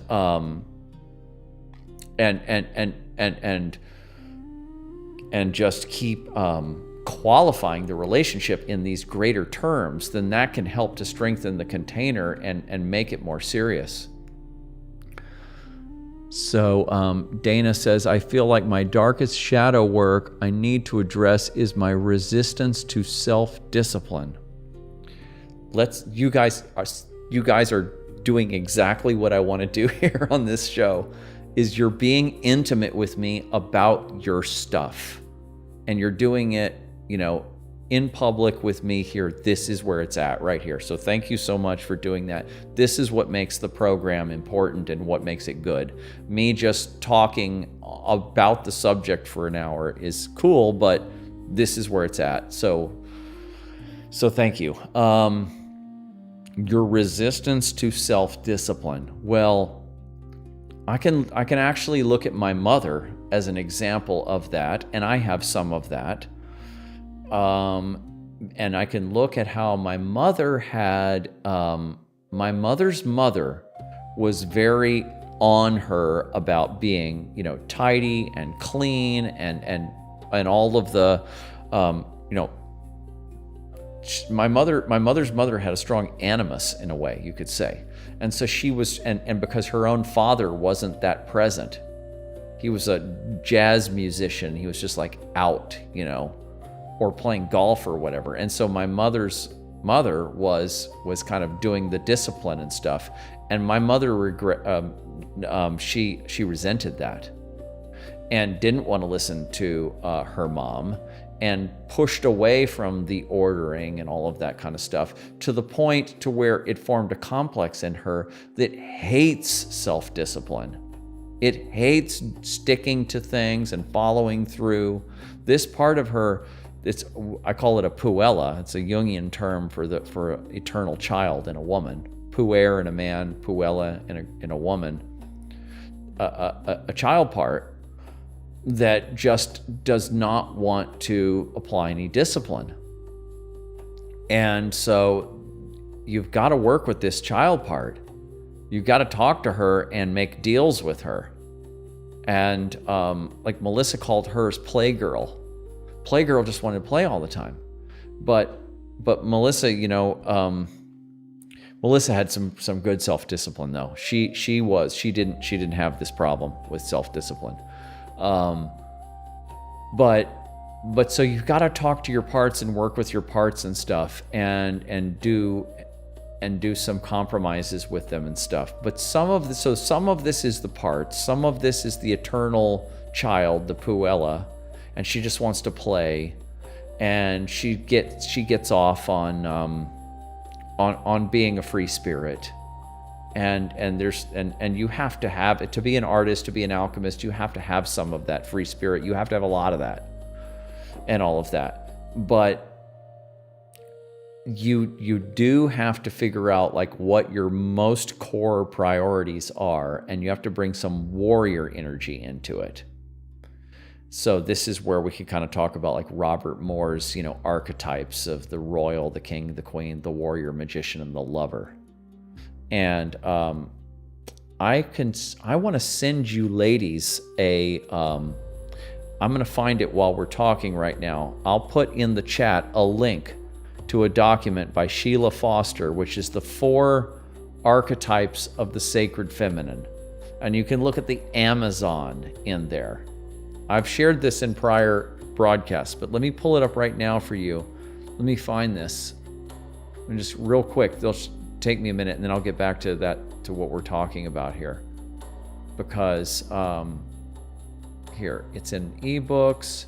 Here it is right here. Okay, share, copy link. I'm gonna put this now into there so you guys can have this. Men should download this too.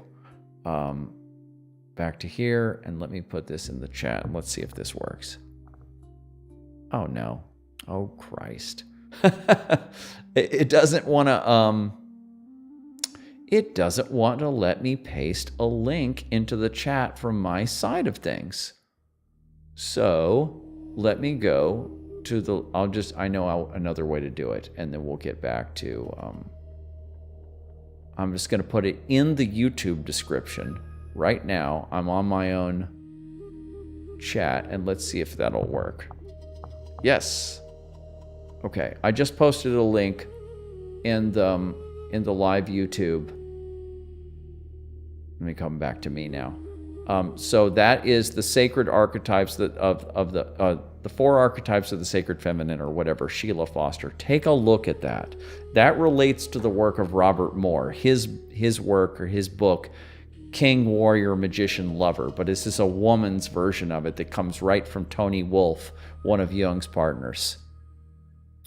Great. You can see it in the chat. That's great. So you ladies, grab that. It's not that long. There's like an introduction by her that you can skip or whatever, and then just go into the 4 archetypes. And she describes it as she doesn't talk about the mother as the queen. It's the mother, it's the Amazon, that's the warrior, it's the medial woman, that's the magician, and it's the hetera, that's the lover. But she calls it the lover, I think. Anyway, check that out. So the discipline comes from the Amazon. It comes from the warrior. And so whatever you can do in your life to try to get in good relationship with the warrior, like, sign up for a martial arts class, right? That's good, because self-defense, like a woman's self-defense class, right? Because not only is it extremely useful, and not only will it make you feel secure in your body, in public and stuff, but it will give you it will start to channel the archetype of the warrior in you. And that comes with that. It's not just using aggression, but it's using focus and discipline. And so whatever you can do to try to get in touch with the warrior archetype, the Amazon, and bring her into your life, and start to learn how to metabolize this energy and feel that energy in your body, then you can start to then you may find that you'll get some stuff will free up. But then there's also the thing is that the lack of self-discipline is also connected to fear, and maybe other shadow material that's around your golden shadow, right? Around your purpose, right? And so there may be fear, shame, guilt, especially fear and shame, that is down there. And so because if you apply self-discipline and focus, Dana, if you apply self-discipline and focus, and then you're going to achieve things. And if you achieve things, then you're going to have things, and then that's going to be your life. And there may be fear and insecurity around that modality and being that woman, doing that in life. There may still be old fear and shame around that thing, and so that's getting in the way. Or in IFS, there's a part that's trying to protect you from being ridiculed or being hurt or something like that if you go in that direction. And so that may be why you're not able to access as much self-discipline. I don't know, we'd have to talk about it, but I'm giving you some ideas here as to how to look at this. So let's talk to Cardina, right? And Or my vision is so bad that Cardinal Gardner. Now my eyes just focused and I was able to see it. Many of us on the path of awakening who undergo difficulty and find new tools and understandings seem to find the greatest value in turning to being of service after a good amount of self-work. Yes, well, totally. And offering service healing can be quite a tough dance to work out while maintaining livelihood. Yes, we were talking about this earlier in the show, and that especially at my age, right? Because I'm 56 now. And I just feel like this is kind of the age. This just is tiny. This is the age where you're supposed to move into the royal, into the king or queen. You're supposed to move into the mode of nurturing the community, right? That's you when you're in your 20s and 30s. It's about figuring out who you are, what you're supposed to do with yourself, where your talents are, challenging yourself, or about starting and raising a family. And then as you get into your 40s and 50s, then it's about, okay, well, what's my greater purpose? And so it's a natural thing for that to come online, and especially if you're aware of how that works and you're like conscious of that in your own life, then you're going to be asking these questions. Okay, so what am I supposed to be doing now? And like we were talking about earlier with my partner, Melissa, who's not with us anymore, like my whole life was oriented around this quote unquote alchemical relationship. And now that that's not there, now it's like, okay, I've got to go out now into the public and I've got to relate to the greater community, not just to one other person. So, but then, like I was saying before, it's so easy to get caught up in like what you mentioned right there, that it's, you spend all your time helping people, relating to people, or putting together some kind of service or theories and writing books and all this kind of stuff like I do. And then you're like, well, how does this pay my bills? And then you might be forced to take it into some commercialized version. Then it just loses all the soul, and so you can't do that. And so you have to balance it with the rest of your life. And so that's where you just gotta have to be humble about it and just be as potent with it as you can, and then just use it. Like if all I had time for, you guys, if I had a family and all I have time for is just coming on and doing 2 hours every Tuesday, that's fine. That's a good service. That's a good thing for the community. And so that's it. That's all it takes. If you have experience and you have some wisdom about something, then that's all it takes. You don't have to turn it into a business. You have to do something else for money. But so this is eye-opening for me right now. Okay, great. Good. That's what I want to do. Oh, the child part? Yes, well, the more you hang out with me, the more you're going to hear Jungian psychology, Jungian theory. Because I think, I'm convinced that for all of us who are, deep inner workers, I call us alchemists, self-healers, wounded healers, that one of the most useful and just, not just useful, but just absolutely satisfying, useful systems or philosophies to get familiar with is Carl Jung's, we call it a psychology, but it's much more than a psychology. It is a Western esoteric yoga, is really what it is. It's a shamanic, yogic, Western philosophy and way of being, and it's just got like it's got so much. It's like in the basic system is like everything you really need to approach life in this direction as a Westerner with a Western mind. And then you can add to it whatever Eastern or shamanic, adjuncts that you want to add to it. You can. But to have that basic Jungian platform is just, I think it's just mandatory.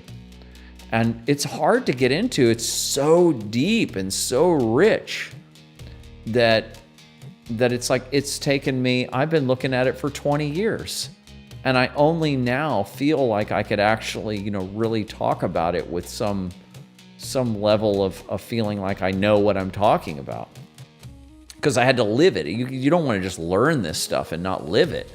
You got to try it out. You're an alchemist. You have to put it in your laboratory and see if it works. And that takes years. But so I'll always be talking about Jungian concepts and stuff. And the child part, so Jung has archetypes, these primal patterns of the collective psyche of mankind that keep presenting themselves. Like I was saying before, like the king, the queen, the magician, the lover, the warrior, or the child, the twins, the parents, the mother, the father, the sun, the moon, the planet. These are all like symbols that are much more than just things or stereotypes. They are deep, deep patterns in the psyche. And they are our complexes, so to speak, are the nodal networks, you could say, of the psyche, revolve around these things. They're basically like in astrology, you have the planets. Well, these are the planets. These are the many celestial bodies of the psyche. And our system revolves around these things. And the puer and the puella, the eternal child, is an archetype in the collective psyche, and it's in every one of us. And he or she wants to live. And if you try to shove him or her down, you can't be an artist, you can't be a lover, you can't be an improviser, you can't be a life artist. And then you live in this kind of jail cell of Matrix life, Kronos' world. And so you have to access that inner child. But at the same time, you can't let her run your life. And everybody knows those examples of a lot of times, the children of well-off families that don't really have to work, and they just play all their whole life, and they never really accomplish anything or ever really, figure themselves out, because they're just being taken over by their puer, their puella. Peter Pan syndrome, it's called, in men.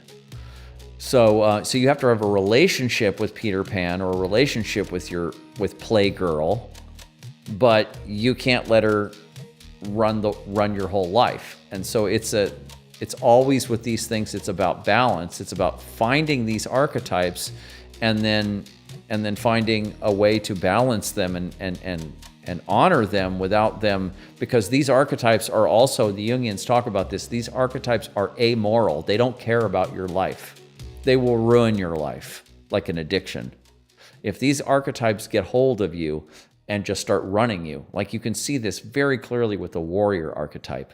People, men especially, but also women, older women, they get into the warrior, and they're just, they just constantly fighting, and they're just taken over by it, and it ruins their life, and they can't experience love and intimacy and relaxation and play and creativity, because they're just stuck in warrior mode 24/7. And they're getting ruined by that archetype, and they don't even know it, because it feels so good. It's like heroin or cocaine. It feels so good to have that thing running through you that they give their life up, their body up to the archetype, and then it runs their life, and it runs them into the ground. So these archetypes, or like the lover archetype, it'll turn you into an addict, a sex addict or a heroin addict or a cocaine addict, or just into just like we were saying before, never taking anything seriously and just playing, constant play and all of this, it will run you into the ground. So you have to relate to the archetypes, but not let them completely run your life. And this is kind of part of the reason that, ancient peoples did sacrifices and did rituals and stuff to different gods and to different spirits, was to try to basically have some kind of relationship with them, knowing that they're all powerful, but not having to have them possess you.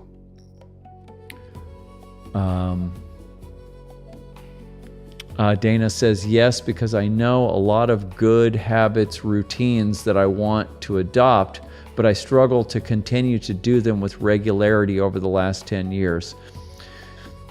Well, you could also look at maybe as your persona and your stage of life has changed, now that you're in your 40s, maybe some of the things, consider that maybe some of the things that you have been thinking that you should do are not really what you're supposed to do at this time anymore, right? Like, for example, I'm a lifelong musician, professional guitar player, touring, recording, all that stuff. And I'm not playing my guitar every day. I'm not practicing guitar every day. And I could be beating myself up saying, why aren't you playing guitar and stuff? Well, because that's not really what my life is totally about right now. So when I do have to go on tour, I pick up the guitar, I get warmed up again, I practice for months, and I get going again on it because there's a deadline, there's an event that I have to go to, and so I do make it work. But my life is more about this now than that. And so maybe I don't need to beat myself up over not playing guitar every day because it's just not orienting my life anymore. So you have to consider maybe some of the things that you're thinking to yourself, I really should be doing this. Maybe those things are becoming a little bit obsolete. Maybe there's other things that you need to be doing now that aren't those things. That's just a possibility. I don't know, but I'm just putting that out there because these are common possibilities. But then it could also just be the kind of stuff we talked about earlier. So these are just things to think about. Hi, Carlos. Love this idea. As you are older, letting the inner child run everything is not wise. At least not a well-integrated inner child. Yeah. You gotta have access to the inner child, though. If you get older and everything just gets so serious and it's all so focused and so serious, then you just it's like, it reminds me, I was telling a friend about that that Stanley Kubrick, what was it? It was The Shining, the movie The Shining. If anybody hasn't seen The Shining, it's, if you ever want to see like a horror, a really classy, sophisticated horror movie. And Jack Nicholson, right? He's in that hotel, it's haunted, he's going crazy, and he's just getting meaner and meaner and meaner by the day. And he's writing on his typewriter in the living room or whatever every day, just writing. And then his wife, Wendy Shelley Duvall, she eventually goes and looks at what he's writing. And all he's been writing for months is just, all work and no play makes Jack a dull boy. All work and no play makes Jack a dull boy, over and over and over again. And it's like the playboy in him, his puer, his Peter Pan, is just getting replaced with an evil spirit. You know, a very cruel, sadistic shadow warrior is replacing his fun, loving self that was there in the very beginning of the movie. And so yeah. And this is where I was gonna, before I start talking to all you guys, I was gonna start maybe talking a little bit about our lifestyle and all of this. But I'll just say something really quick. No, let me first say something to Dana on your last comment, and then I'll talk about the lifestyle. Yes, balance is key, and thank you for reminding me to get back to my yoga and stretching routine. Yes, totally. Your yoga is super important. Your yoga is super, super, super, super, super, super important. Absolutely. In every way. You're going to have to stay with the yoga for the rest of your life. You're going to have to be yoga girl for the rest of your life. And then you can add other stuff to it if you want to do weight training or other kind of sport or whatever it is, you do that. But that's gotta stay imprinted. But the lifestyle, like that right there.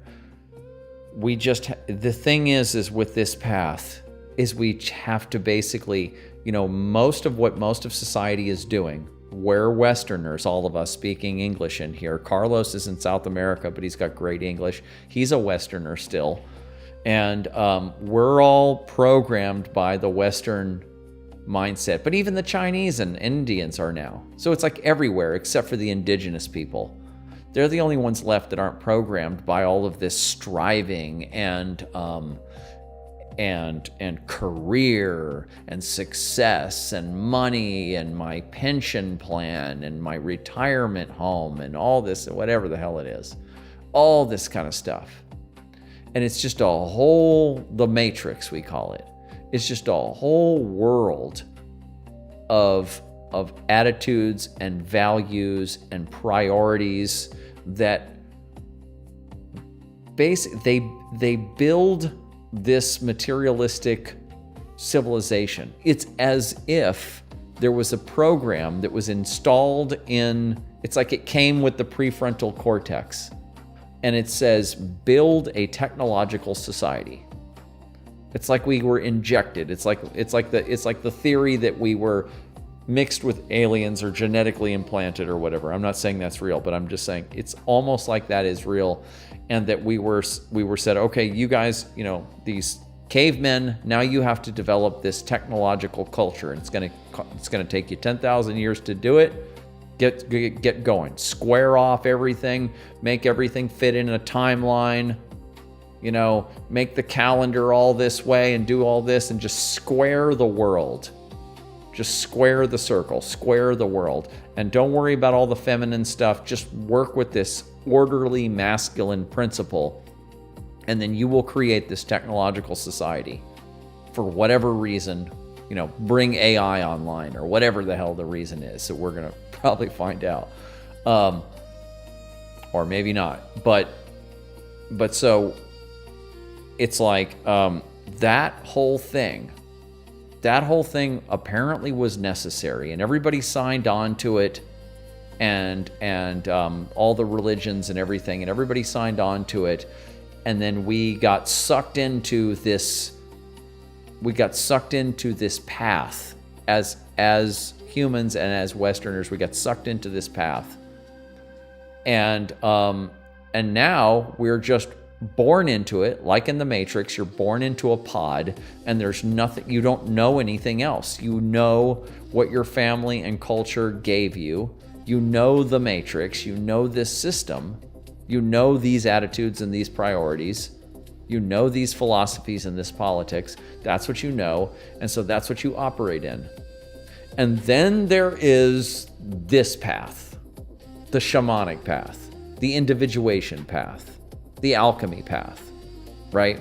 The soul path, right? The path of unplugging from the Matrix, literally like the movie, pulling it out of the back of your head and realizing that all that was all just programming.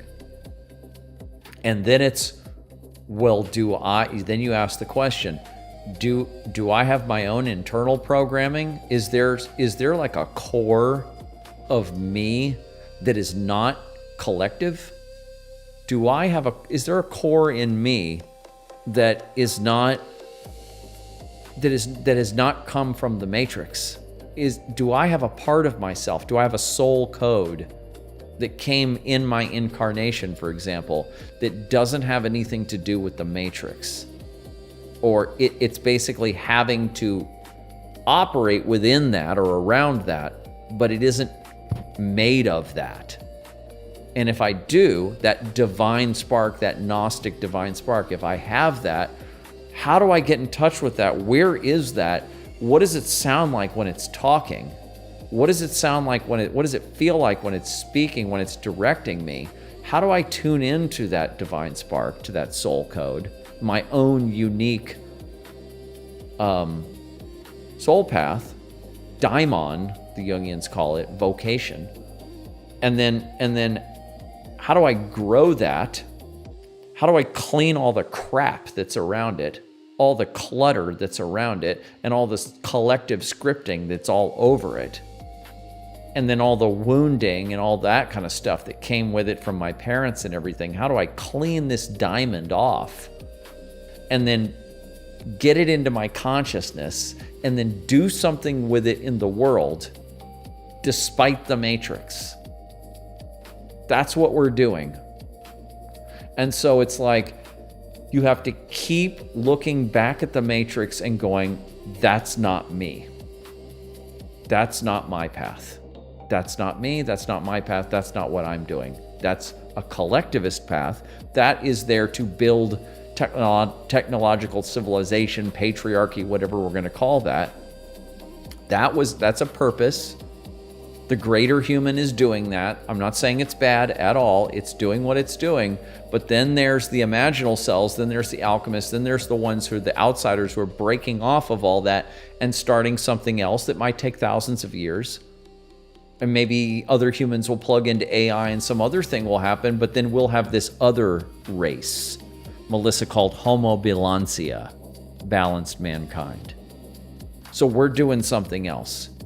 And so you have to keep looking back at the matrix and your home loan and your car payment and your retirement and all the other stuff and your degrees, your college degrees and your career. And you have to keep looking at that and going, that's not me. What is me? That can't be you, because that was a collective script that you never agreed to. You never agreed to, we should have these things called careers. You know, we should get money from banks and pay it back with interest. We didn't come up with any of that. That has nothing to do with us. So we have to go, okay, that's not me. Maybe I have to kind of orient myself around that. It's like an environment that I have to recognize is there. I have to navigate around it. Within it, sometimes I have to, it's like in the Matrix again, which has got so many layers of metaphor. Neo has to go into the Matrix, but not be of the Matrix. In the world, but not of the world, right? So that's what and that is difficult. It's like I was talking about earlier about your persona and individuation. The reason why it's called individuation is because you are becoming an individual. You're finding out how much of you is not you, it's collective. And then you're going, but what is me? So this is a long process. This is just constantly going on this. But you have to, it's very heroic and courageous to do this because we are 1 in a million, right? Or let's maybe not 1 in a million. We are 1 in 1,000. There are actually a lot of artist types that are out there that are just doing very cool, creative things out there. Let's not even say it's like we're rare though. Let's say that. There's a lot of artist types that are doing their own thing in a very creative, cool way, but there's very few life artist alchemists. And so we really have to keep reminding ourselves. It's like I'll tell you this little story, and Carlos says, I have always asked that question, where did I start? Exactly. My mom, right? So I'm here. I was in California for years, but I'm back in Texas now, in Austin. And my mom is in San Antonio. And I go down there on Sundays and clean their house. Her and my stepdad. And she's, and right now, you know, Melissa and I, we moved out here during COVID. And I'm living in my stepdad's second house that they don't live in. So my bills are really low. super low. And this is just a thing. It just came upon me. It was not anything I asked for or anything like that. It just came upon me. And so right now I'm cruising. And I don't know how I'm going to make. I mean, I have an audio engineering business, so I make some money, but I don't make, I couldn't afford to live here without, I couldn't.